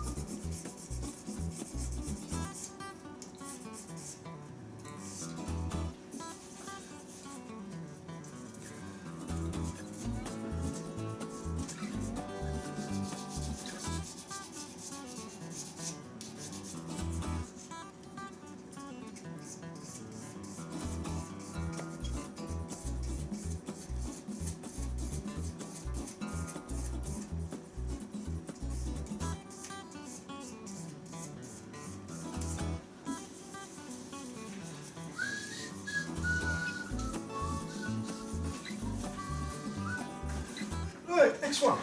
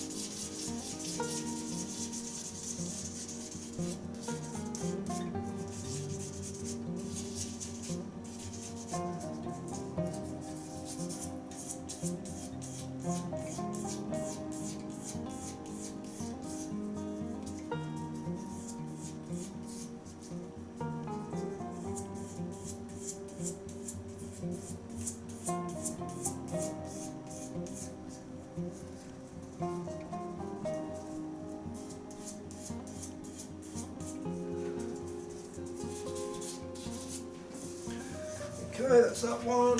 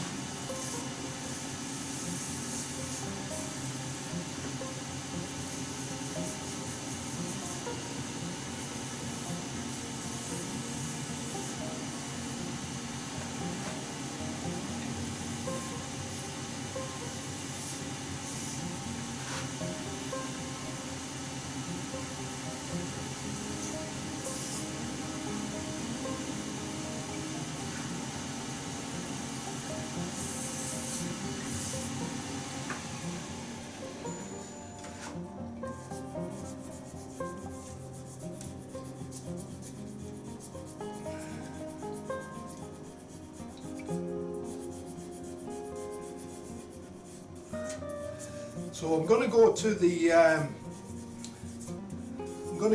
abrasive paste, the microfine abrasive paste after this grip, and I'll apply a bit of that.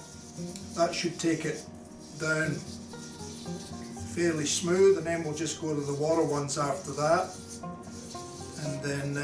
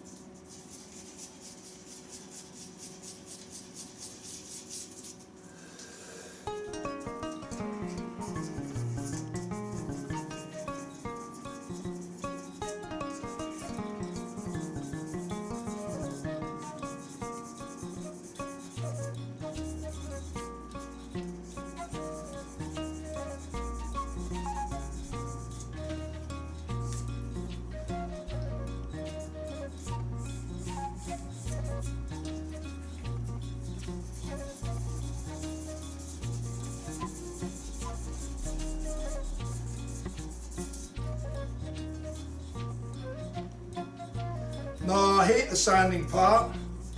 It takes too long, but you can't cut corners on it, unfortunately. I enjoy the turning part because you can see what you're doing, but when you're sanding, you can't really see any result or any result for your effort, really. But the unfortunate thing is that it's just a sanding process. It's just something you've got to go through if you want to get the finish on the handles, because if you don't do it properly, you'll end up with tooling marks, or you'll end up with sanding marks, you've just got to do it. It's just one of those things. I don't think I've ever met anybody that enjoys the sanding part of any woodworking or most of the hobby type stuff. Everybody hates the sanding. Anyway, that's the last of that bit. So as I says to you, I'm going to try. I've had this stuff for quite a while, and I have used it before, but I'm going to try it before I actually go to my wet sanding now, and just see what this does. This should bring a little bit of a shine into it too. similar to what the water does, but this is actually an abrasive paste. I used to bring this product in from the UK. It's called Yorkshire Grit, and I sold that all over Australia for a number of years, but I've given all that away now, so I'm no longer doing that.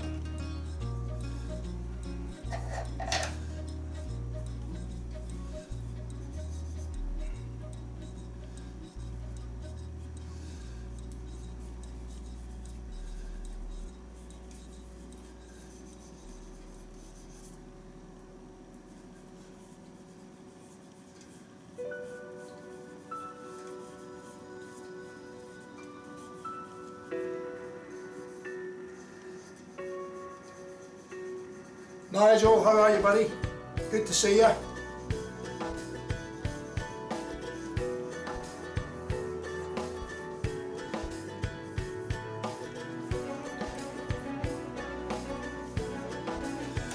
Okay, that should do that for now. I'll leave it out just in case we do need to put a little bit more on.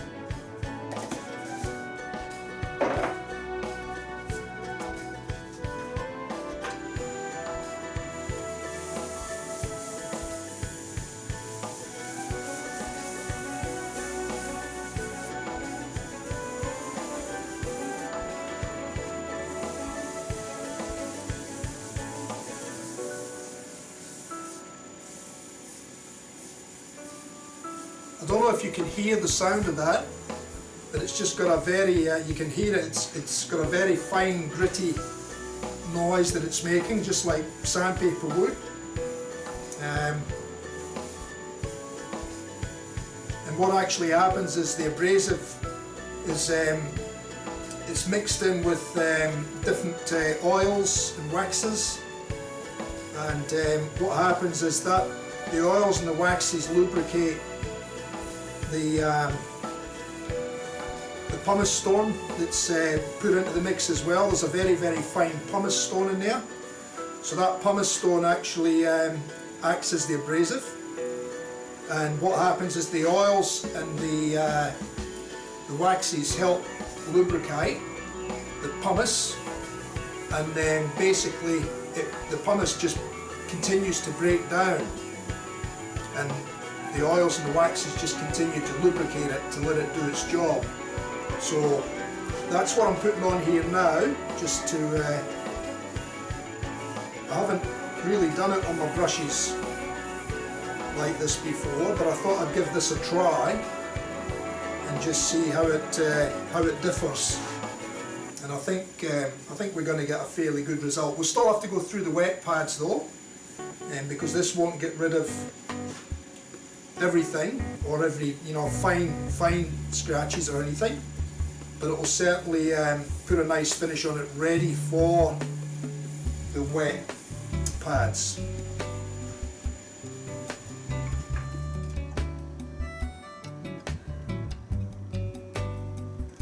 And we've got a fair bit of yellow in there, but it's not bright in your face yellow razor. All I'm going to do now is just turn it up and just put a little bit more pressure on it now.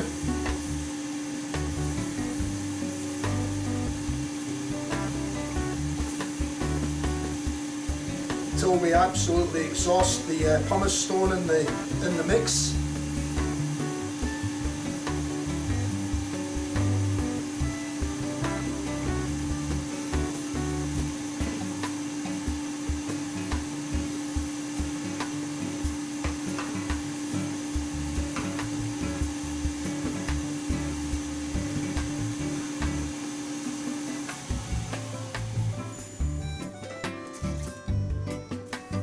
So I can still see little fine scratches in there, but I think once we go to the water ones now, and I'll go to a clean piece of towel and just give it another last buff. But once we go to the paper towel, the soft touch pads with the water, I think that'll bring it up, and then we'll give it a final buff right at the end, just to buff it right up.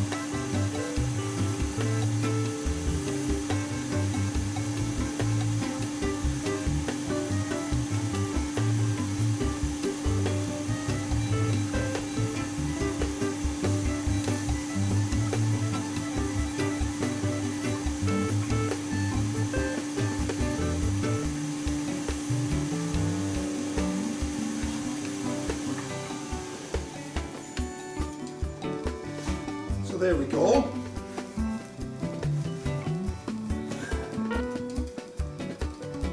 Yeah, it's taking shape. It's different, but it's quite nice actually. I'm quite happy. I'm quite pleased with that. So now what I'm going to do is I'm going to take the tailstock out.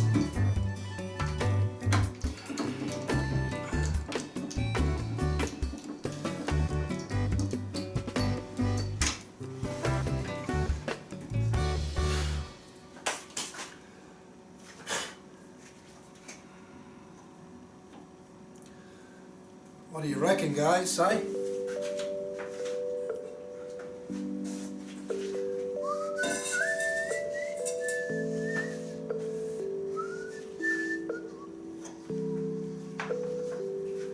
Right, now I'm going to get a new set of pads as well because that last set didn't last too long, so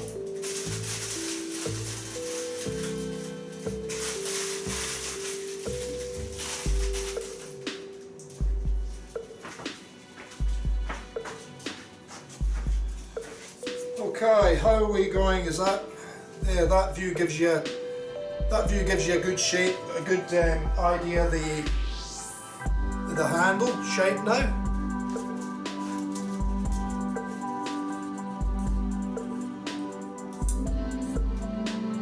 And all I'm going to do now is I'm going to turn these right down, and I'm going to go in with the pads now and wet sand.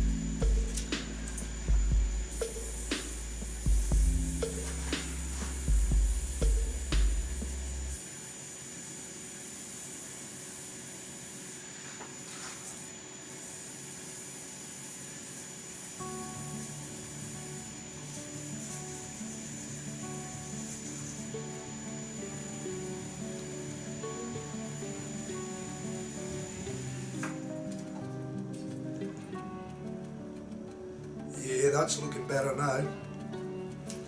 Get through the grid still.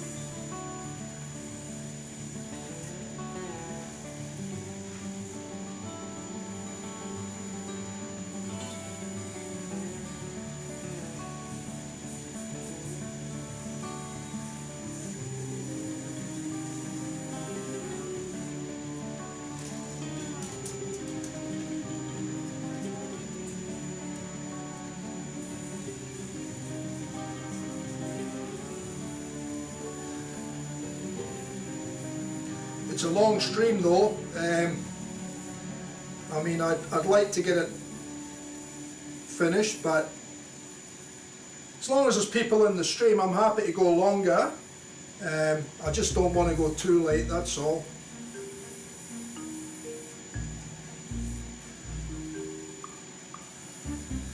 The bottom won't have as much finishing on it now because I'll be putting the coin in the bottom.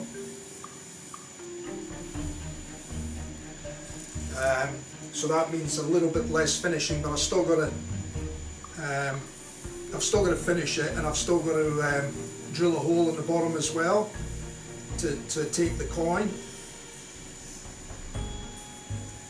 But there's not a lot of time left in it now, but it's amazing how time flies by when I'm having fun.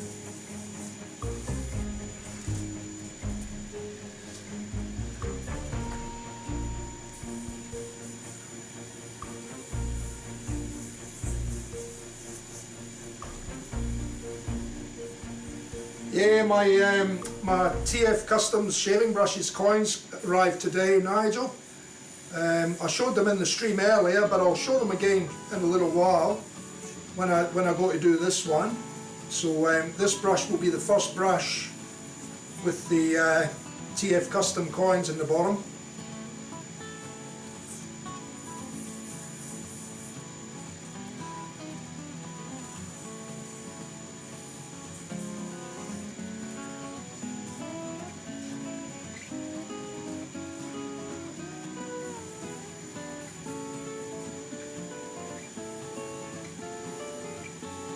I'm quite pleased with the way they come up. I mean, it's just nice and simple, nice and plain. I've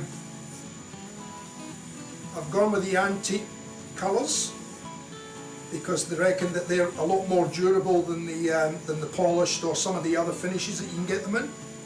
So I've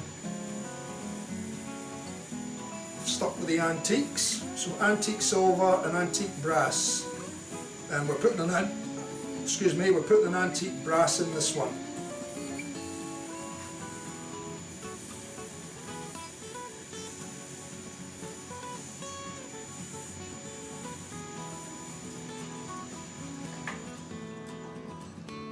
Well, I'm happy with that, guys. I'm real happy with that. That's a lovely finish. I'm real happy with that. Should come up nice when it's all buffed up. So I'm just going to sit that there for now because I want to get this, I want to try and get this done. We didn't spend as much time chatting away and messing around with the resin. We'd have had this one finished by now. But anyway, it is what it is. Okay, so I think I can now, still a few little scratches in there, but I'll tell you what I'm going to do. I forgot I've got this stuff as well, which I'm going to try. So this is a very, very fine abrasive polish. I forgot about this the other day.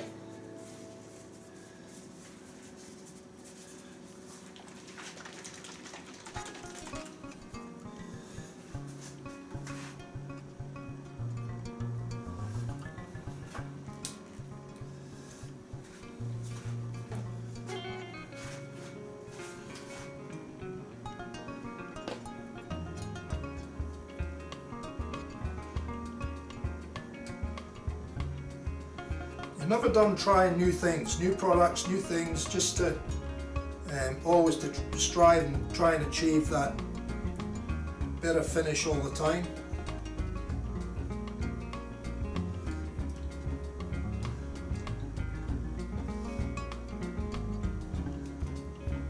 So I'll slow the wraith right down for this now, and then we'll just nice and slowly to start with so we don't spin the product off the lathe.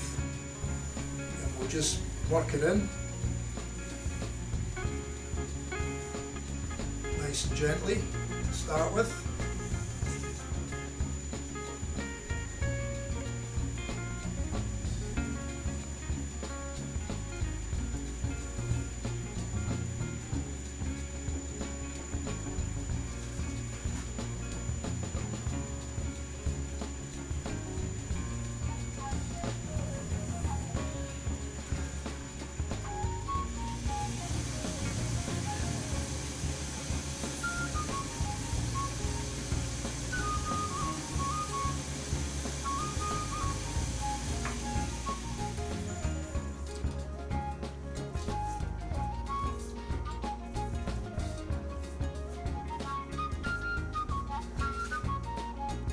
I'm still not happy with that.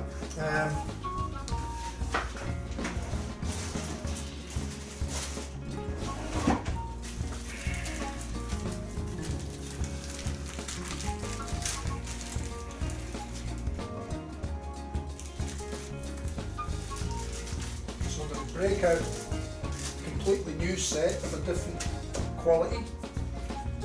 So brown, we need brown, green, black, grey, white,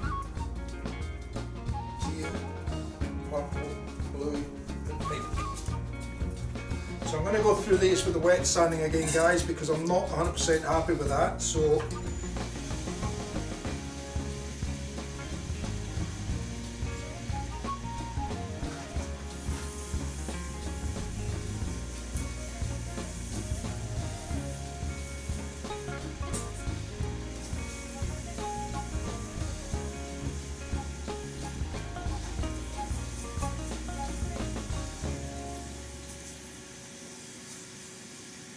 I wasn't seeing that grey water coming off those other pads. I've got a funny feeling that those pads are a different quality to these ones. These ones are a better quality pad. So I'm thinking that seeing the amount of sand, white dust that's coming off with this, I'd say all the scratch will be gone when I'm finished with these pads. So I think the whole thing with those other ones is they're just not quality. I mean, I have used them before, and they've been fine, but for some reason on my brushes now, I don't know if it's just me lifting my game, but if I'm not happy with them, they don't go out. They get done and done again until they're right.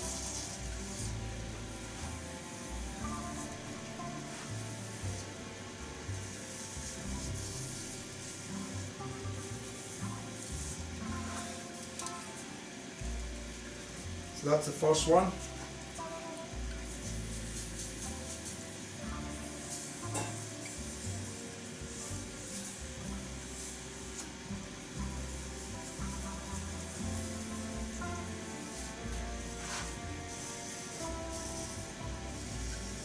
How are we holding up, lads?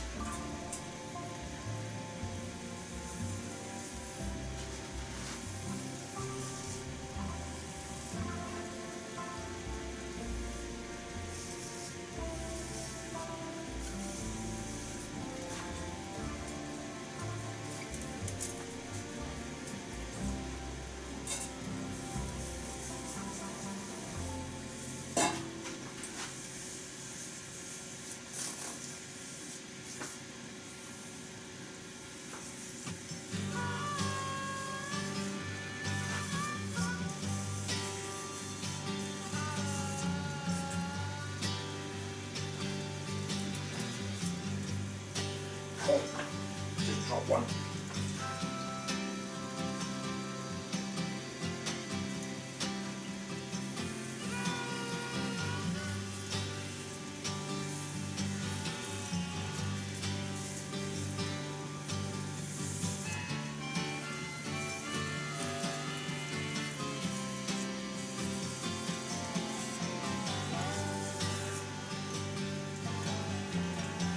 Yeah, these are working a lot better. I can see it, I can feel it, I can hear it.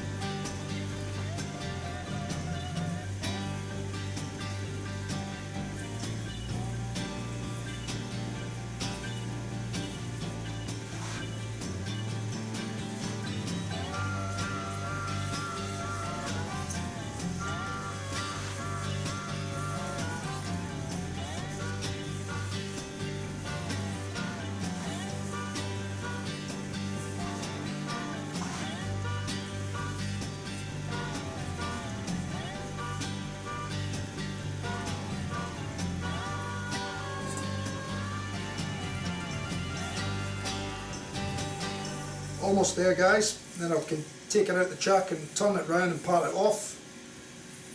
Then I'll show the bottom, put the coin in it. I will need to go and get some epoxy though to put the coin in it, so I'll have to leave you with a bit of music for just a couple of minutes till I duck inside and grab the epoxy once I do get to that stage.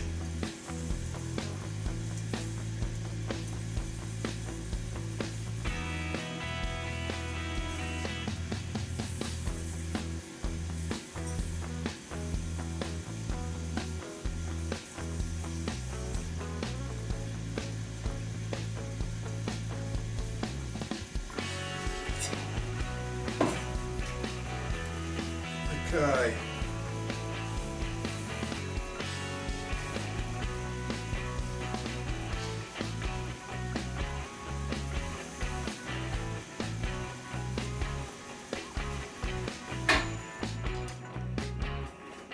Much better. I'm happy with that now. That's good. Real happy. Okay. Let's crack on.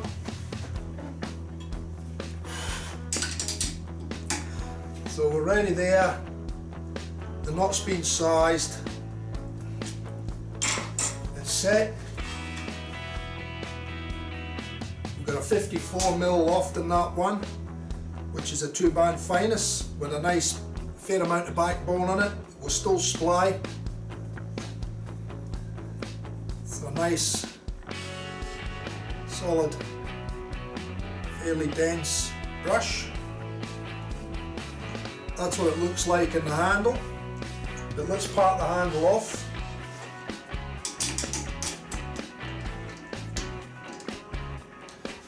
And there you can see it in shape.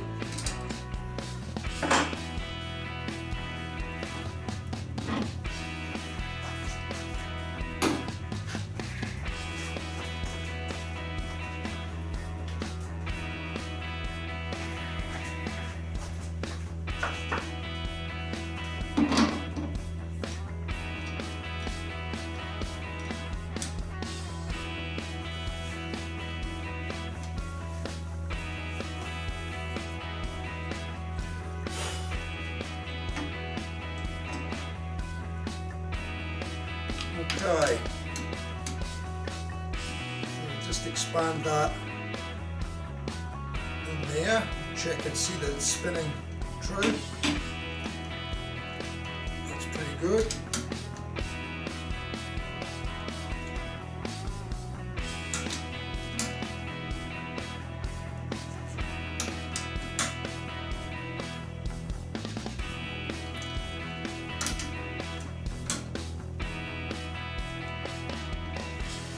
Okay.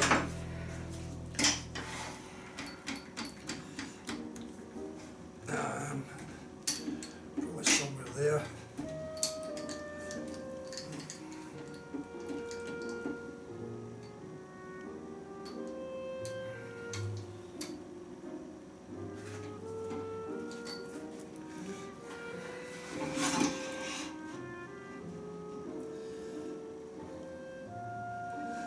Sorry I'm not doing much talking, guys, I'm just trying to crack on here. If you got any questions, just ask away. Yeah, no worries, Razor, I'll do that later on, pal. Either that or early tomorrow. Right, I'll just part this off now.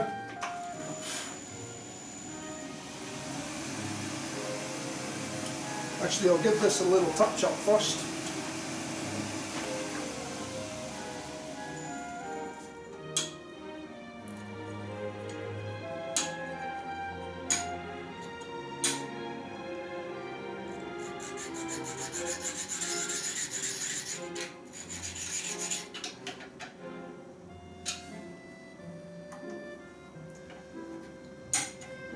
So there's the blade. It's a hollow grind, so I'm just going to sit my diamond card on the 2 end points and just give it a couple of rubs.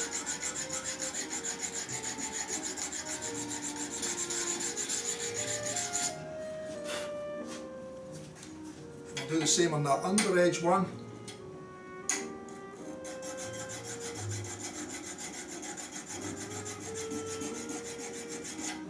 And if you look really closely, you can see the tip shining. That's where I've just touched it up, so that'll be nice and sharp now. Rather than going to the grinder and grinding more steel off.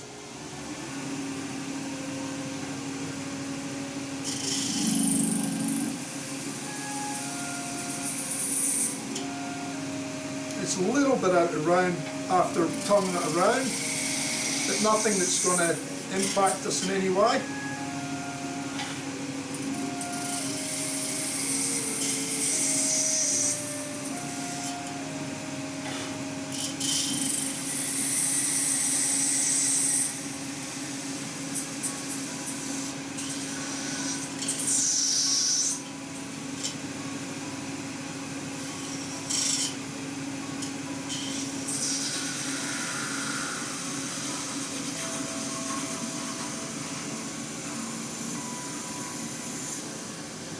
There we have it.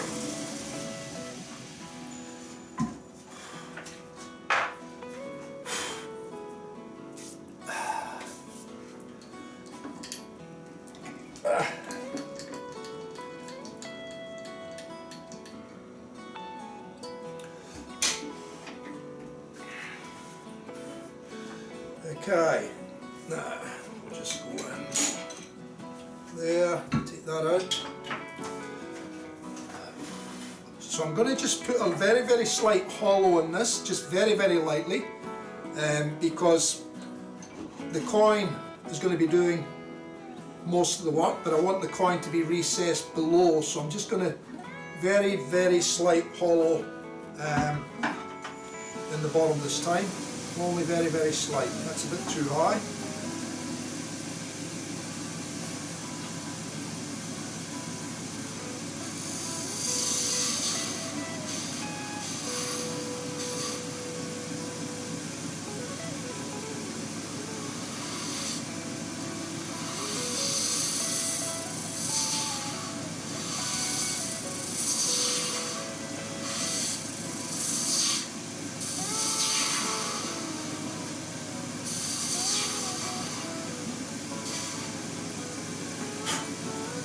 Okay, that'll do that.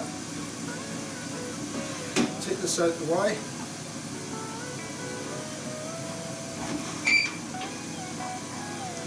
I'm going to put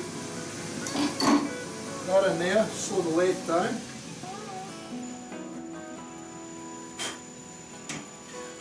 And I'll set that on 0. And just very, very gently we're just going to start that little hole.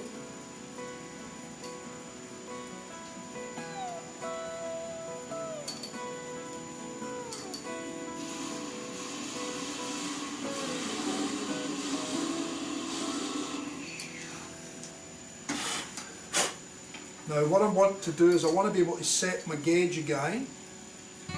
So that's me on 0, and I do need to measure. I should have my verniers out here to measure this, but I should be able to get it by eye.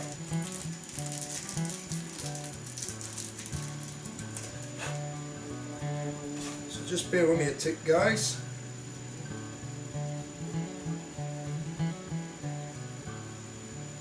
So we need 3 mil.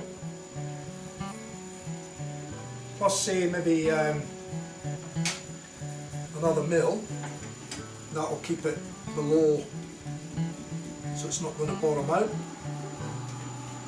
So 3 mil, we need 3.5, say, or 4. It's 1, 2, 3. I'll go 4.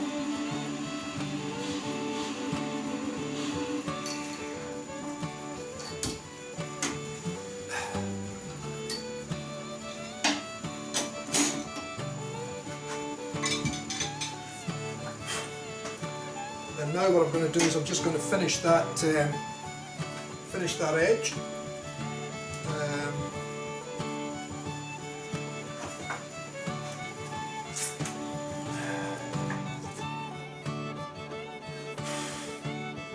It's nice.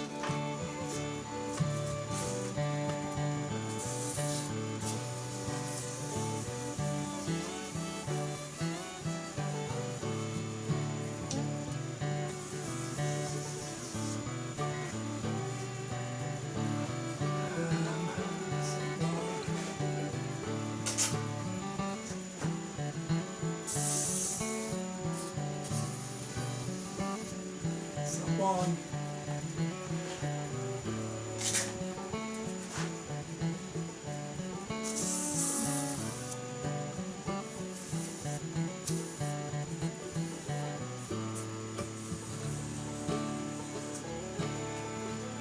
That's that one.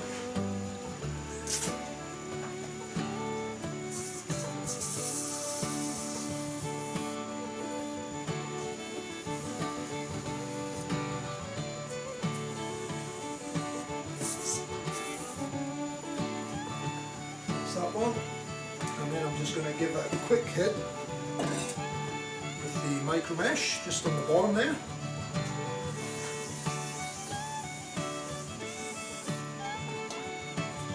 And just a tad on the inside edge there.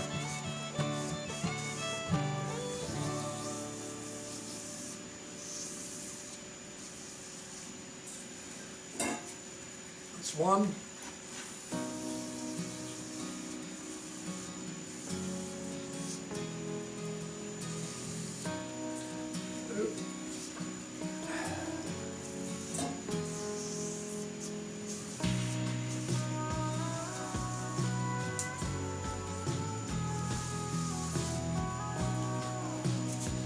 Three.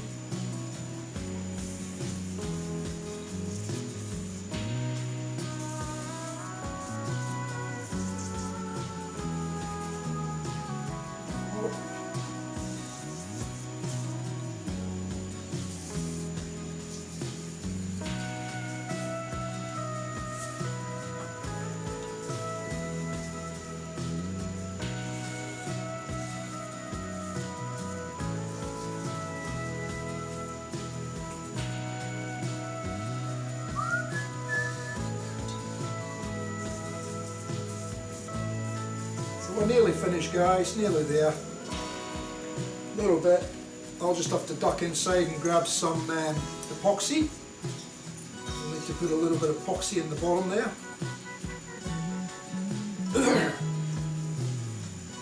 Actually, I might even buff the handle before we set the coin in. I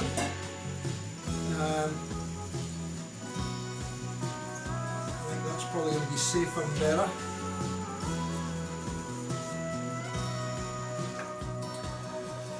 Get rid of that, get rid of that. Just give that a little dry off.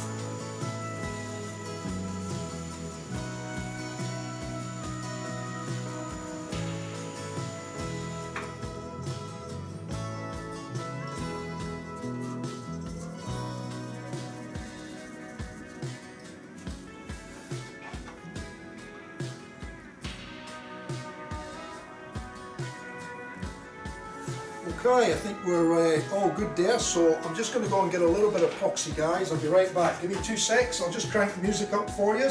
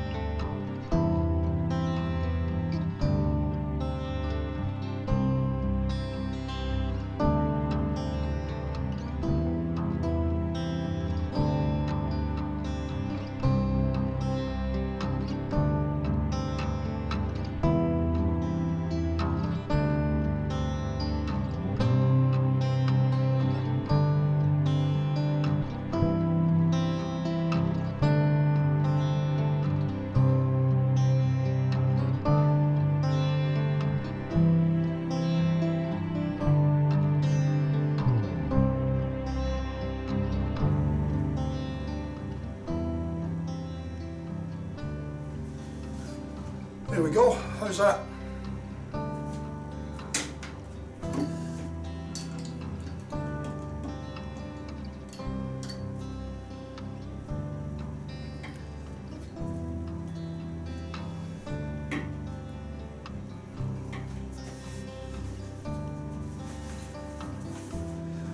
Okay, we'll get this out the way. Put a little bit of compound on.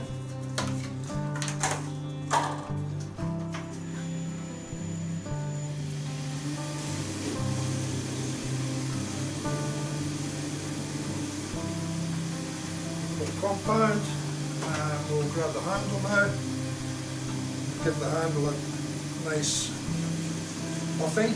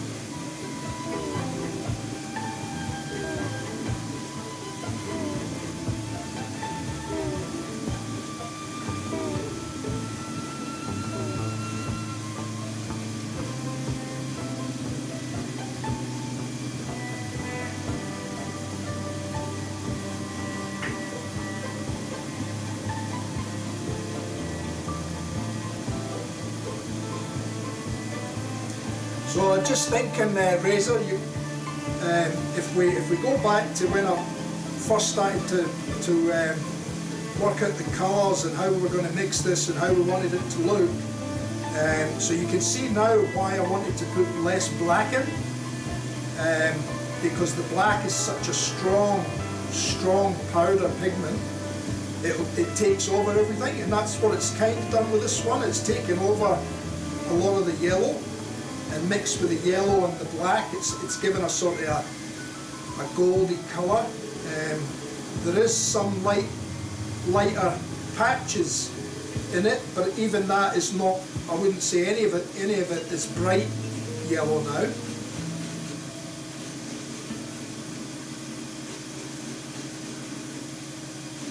But if we had put the black in that you wanted back in the very beginning, we would have ended up with pretty much a black brush, with just the slightest touch of gold in it, I would decide.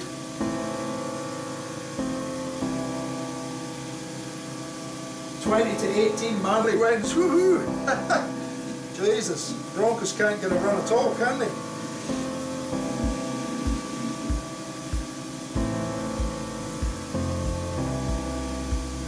Just need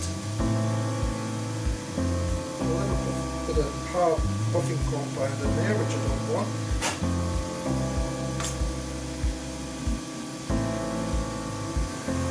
So I'm going to speed up the lathe now. Put a bit of a shine on this.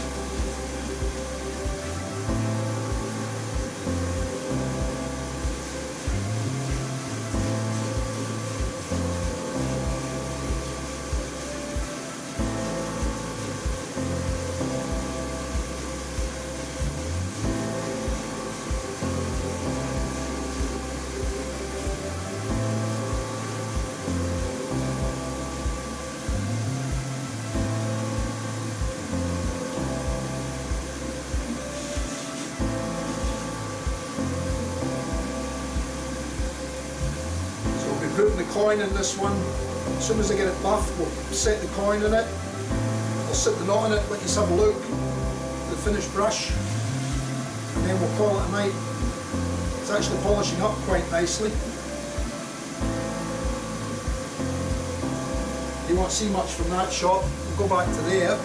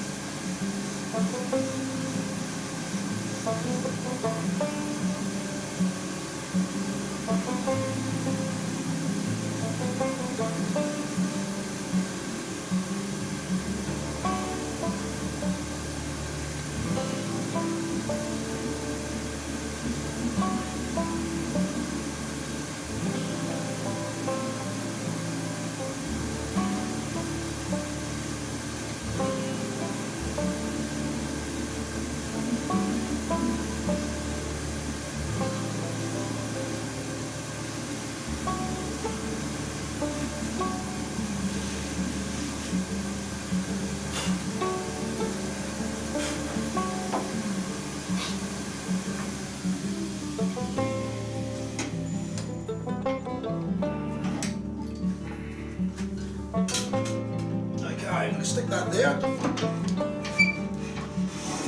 Stick that down there. We're going to take that out.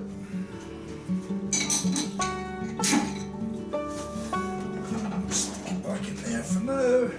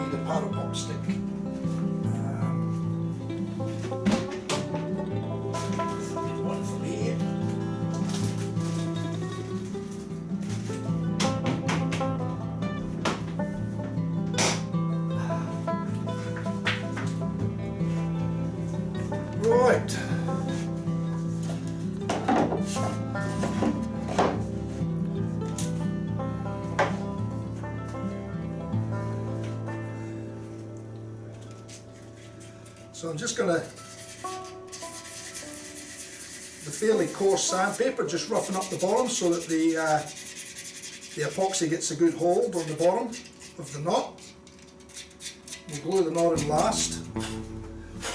The epoxy bonds to metal anyway, so the coin should be good.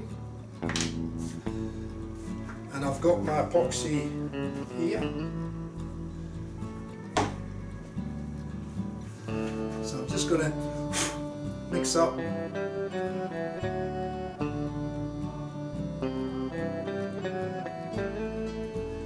little bit of 5 minute.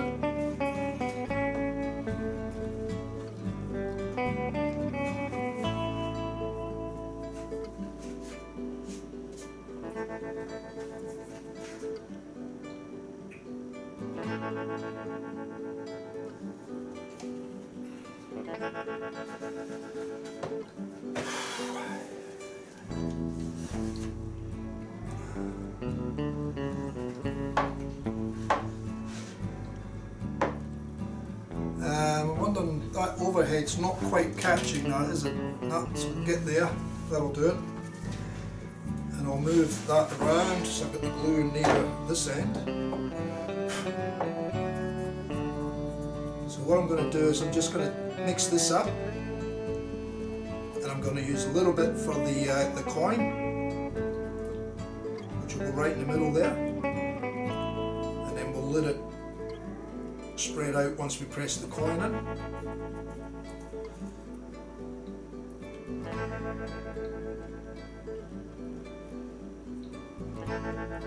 So that'll do that.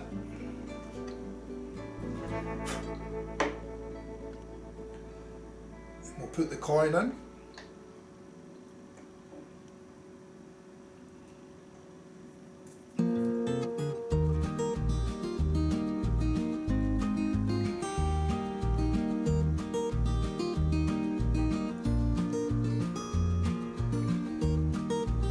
And it's a 5 minutes, so we'll let that set.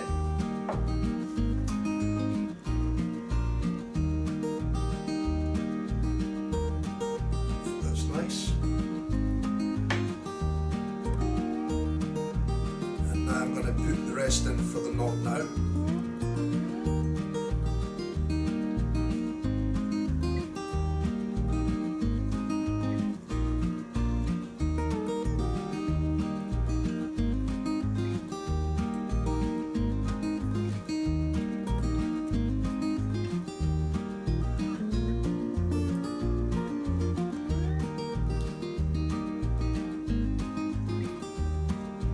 And I'll just make sure that the whole base of the recess has got plenty of glue on it, and then I'll spread some up around to the sides as well, and then I'll also put some on the base of the knot.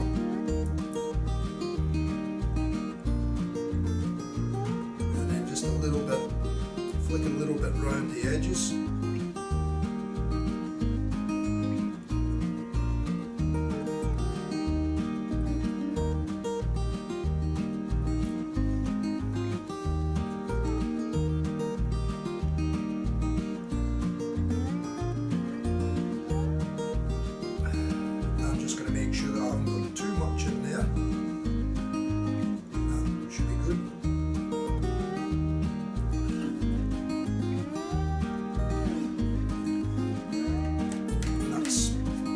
Much.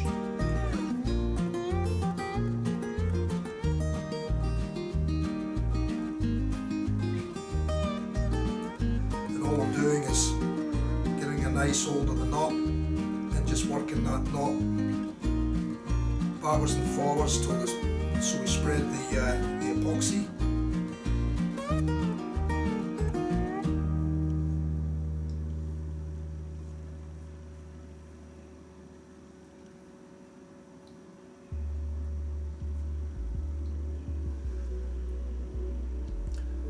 Sit that there, and paper towel,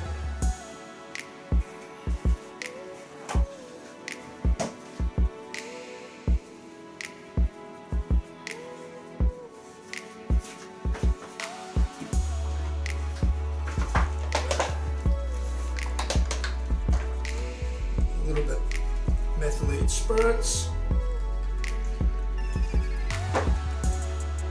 Just go around the coin, make sure that there's no spillover or anything like that from the coin.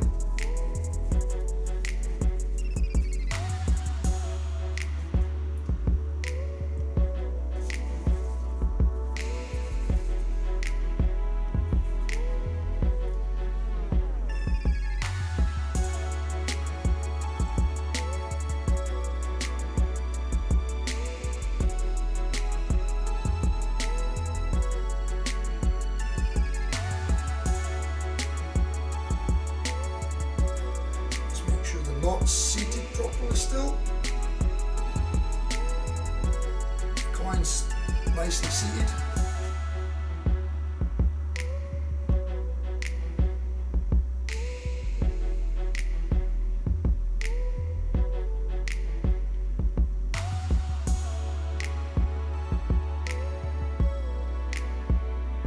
And you can see it's just slightly recessed so that when you do sit it down, will sit nice and flat.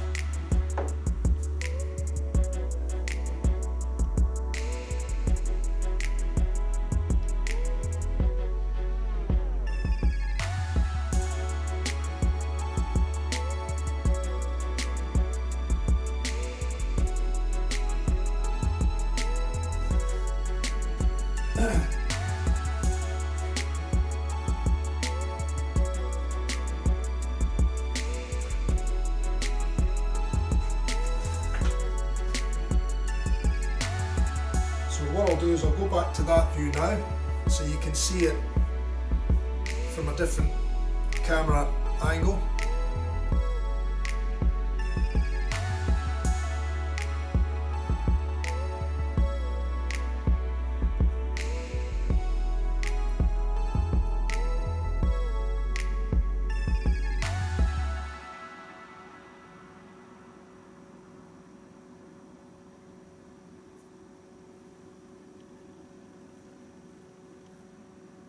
Absolute ripper in the hand.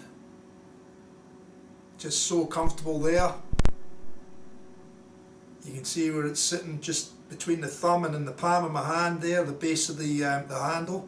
This finger just locks nicely on the base there, and then you've got that finger up there and the thumb up there, just under that lip that's in the top rim of the handle there.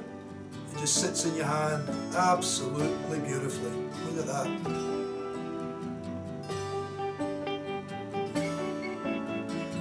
Thanks, Nigel. Yeah, I'm pleased with the way they come out.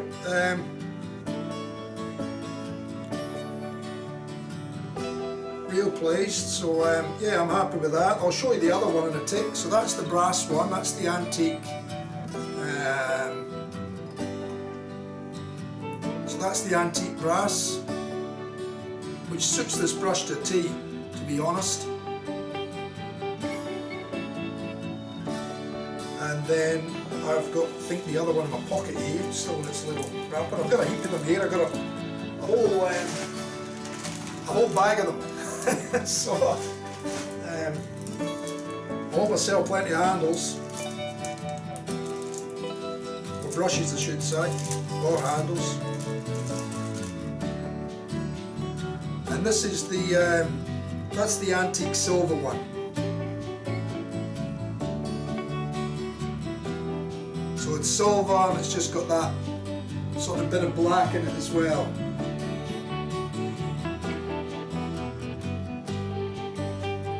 So again, there's a choice. I mean, depending on what colours, you'll normally find that those will go with most colours, either the silver or the brass. And there's nothing stopping me getting more colours down the track if I want them, now that I've got the tooling made for the coins. They're about 3mm thick. They're just plain on the back, just with the raised ring in them, and then the raised ring and the TF custom shaving brushes on the which is raised on the flat of the coin. So they're very nice.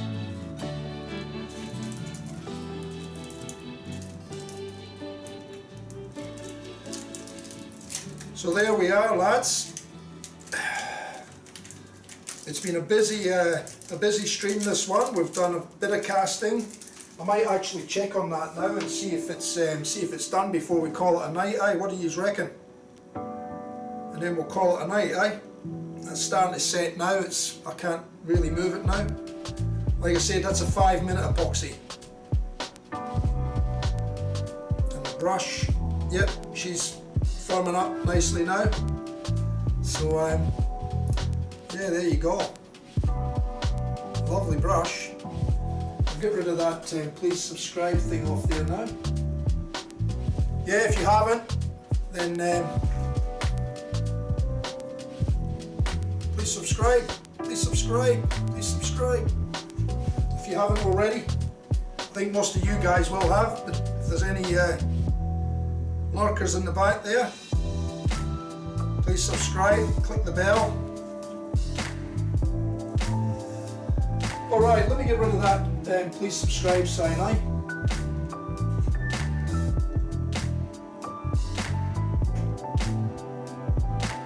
There she goes. Alright, let me just check the vacuum pot to see if they're dry. Or, you know, if they've cured. If they've cured, then there's a good chance we can take them out of the pot, but if they're not cured, I'll need to leave them in and just put it straight back under pressure. So give me 2 seconds, guys, till I release the pressure.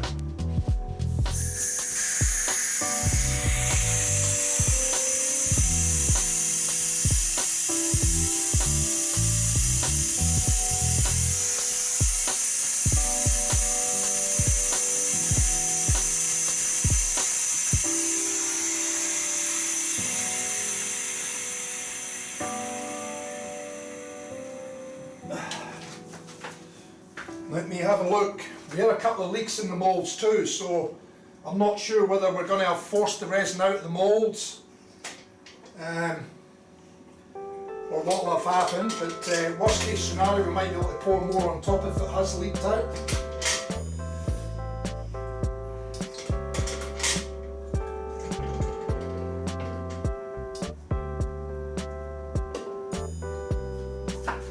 Not too bad by the look of it. And they have gone hard.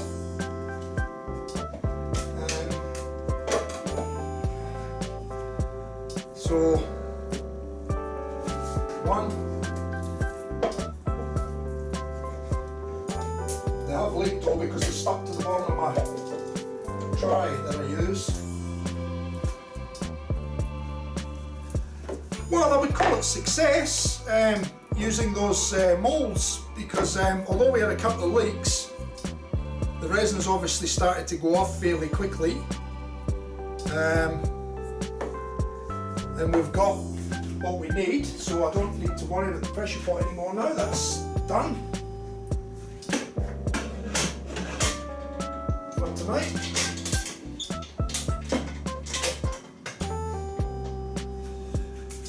So this is what we cast earlier in the stream. We cast this hybrid blank with a chameleon pigment in it. You can see the colours have actually started to pop in that one. Now this was the one that I was a little bit frightened of because it didn't look like it was showing any signs of different colours in it, but it's actually coming into its own now.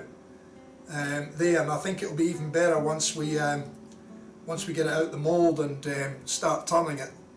Same as your other one, Razor, because it was the same. It didn't really come to light until such times as we turned it to shape and polished up the clear. So that was the one that I was in doubt about, but definitely starting to see some colour change in that, so I'm happy with that now. It should make a nice handle, and we've got a lot more timber up in the top of the handle this time as well. We may still see a little bit of brush in this one as well, but not an awful lot, but we'll see how it turns out anyway. Should be nice. That's that one, and this was the other one. This one did actually show signs of colour changing early on, and probably more so now as well that we're in the clear. So again, should make a nice, another nice handle, nice hybrid handle. This one, I can't remember the colours now, I'd have to check. This one was gold, violet and something else. I'll have to check the pigments and see what colours. One of them was a 3 colour, which I think was this one. This one was a 3 colour, and this one was a 4 colour changing. So I think this one had orange. I think it was meant to have green, but I still haven't seen any green in it yet. It was 4 colours, but I'll have to check the packets and just see what's what. And these are basically now, I can just turn these away on the lathe, or I can, if it will pull apart, I can pull it apart. Let me just see if I can get it apart.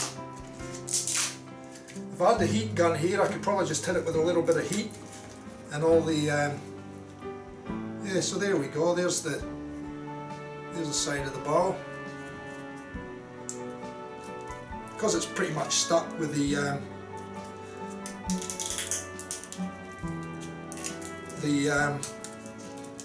material was stuck to the sides of the barrel, that's why it's quite hard to actually take it off. It is coming, but there we go. So there's the top of the blank, just the barrel, as you can see. We've got a little bit of resin coming through here, as you can see there. And there's the colour changing in it. You can see the colour changing there. So look, I'm not going to do any more. We'll be here all night looking at these. That's those two done.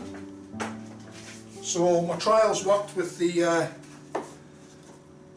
with this as a mold making material, the core flute. So that's definitely worked a success. I'll probably have to pay a little bit more attention to making sure that it's sealed well and truly with the hot melt, because we did have a little leak there, but at least I know now it works. And this one here, I don't think you're going to see that properly in the camera, but that one was clear, and I dropped red in it, and I swirled the red around inside. Now this part is going to be the top to the razor handle that I'm making. So I machined the razor handle. You won't see the razors in at the moment because I've just machined that, and I haven't done nothing with the finish yet. So I've machined the face, both top and bottom. So that's ready to take this part now. So I'll pop that out the mold tomorrow. I'll machine the face on one end, and then that'll get bonded to this piece, and then that will make the top for the razor blade handle. Now you can see the razor blades, the crisscross razor blades in through there. So I machined all the excess material that I had when I put it in the cup, when I cast it in the cup. I've machined all that down. I machined the base up a little bit as well, but I've also left enough room underneath the blood, hopefully, that I can recess a coin in there if I want to put a coin in it as well. So hopefully that'll work, but we'll take that as it comes. So my next thing now is, like I said, machining this face, bonding that to there, and then basically putting that back on the lathe, and then turning that down into a handle, and that'll be the razor blank handle done. So guys, I think I'm about done. There's your brush again, razor. Just let you see all the way around. I'll take some photographs and put them up on my page anyway. So you'll get to see it on the little carousel for a 30-second video, and I'll take a couple of pictures as well. There's the coin in the bottom. I'll make sure to take a couple of pictures of that as well and throw them out and around. So guys, look, I really do appreciate you dropping in. It makes it a little bit more comfortable with me when I've got people in here that are chatting away and that I can chat to, and people that are asking questions and that. It makes it worthwhile. I'm just going to give my hands a quick wipe before I put resin all over these computers and other gear here. So let me just go back to my main camera now. Thank you guys. Much appreciated your company again tonight in the shed.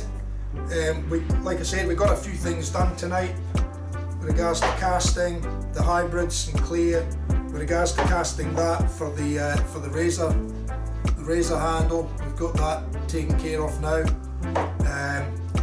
We managed to turn and finish a nice brush with a coin set in the bottom to finish it off. Set with a 2-band finest and a 26mm, and it's about 28mm out of the hole, out of the handle.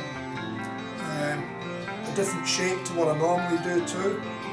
Sort of like a lotus shape on the top, but with my standard type handle shape that I like to do my handles in down the bottom. Thank you guys. I'm just going to change my screen now, and then that'll be us for the night, I think.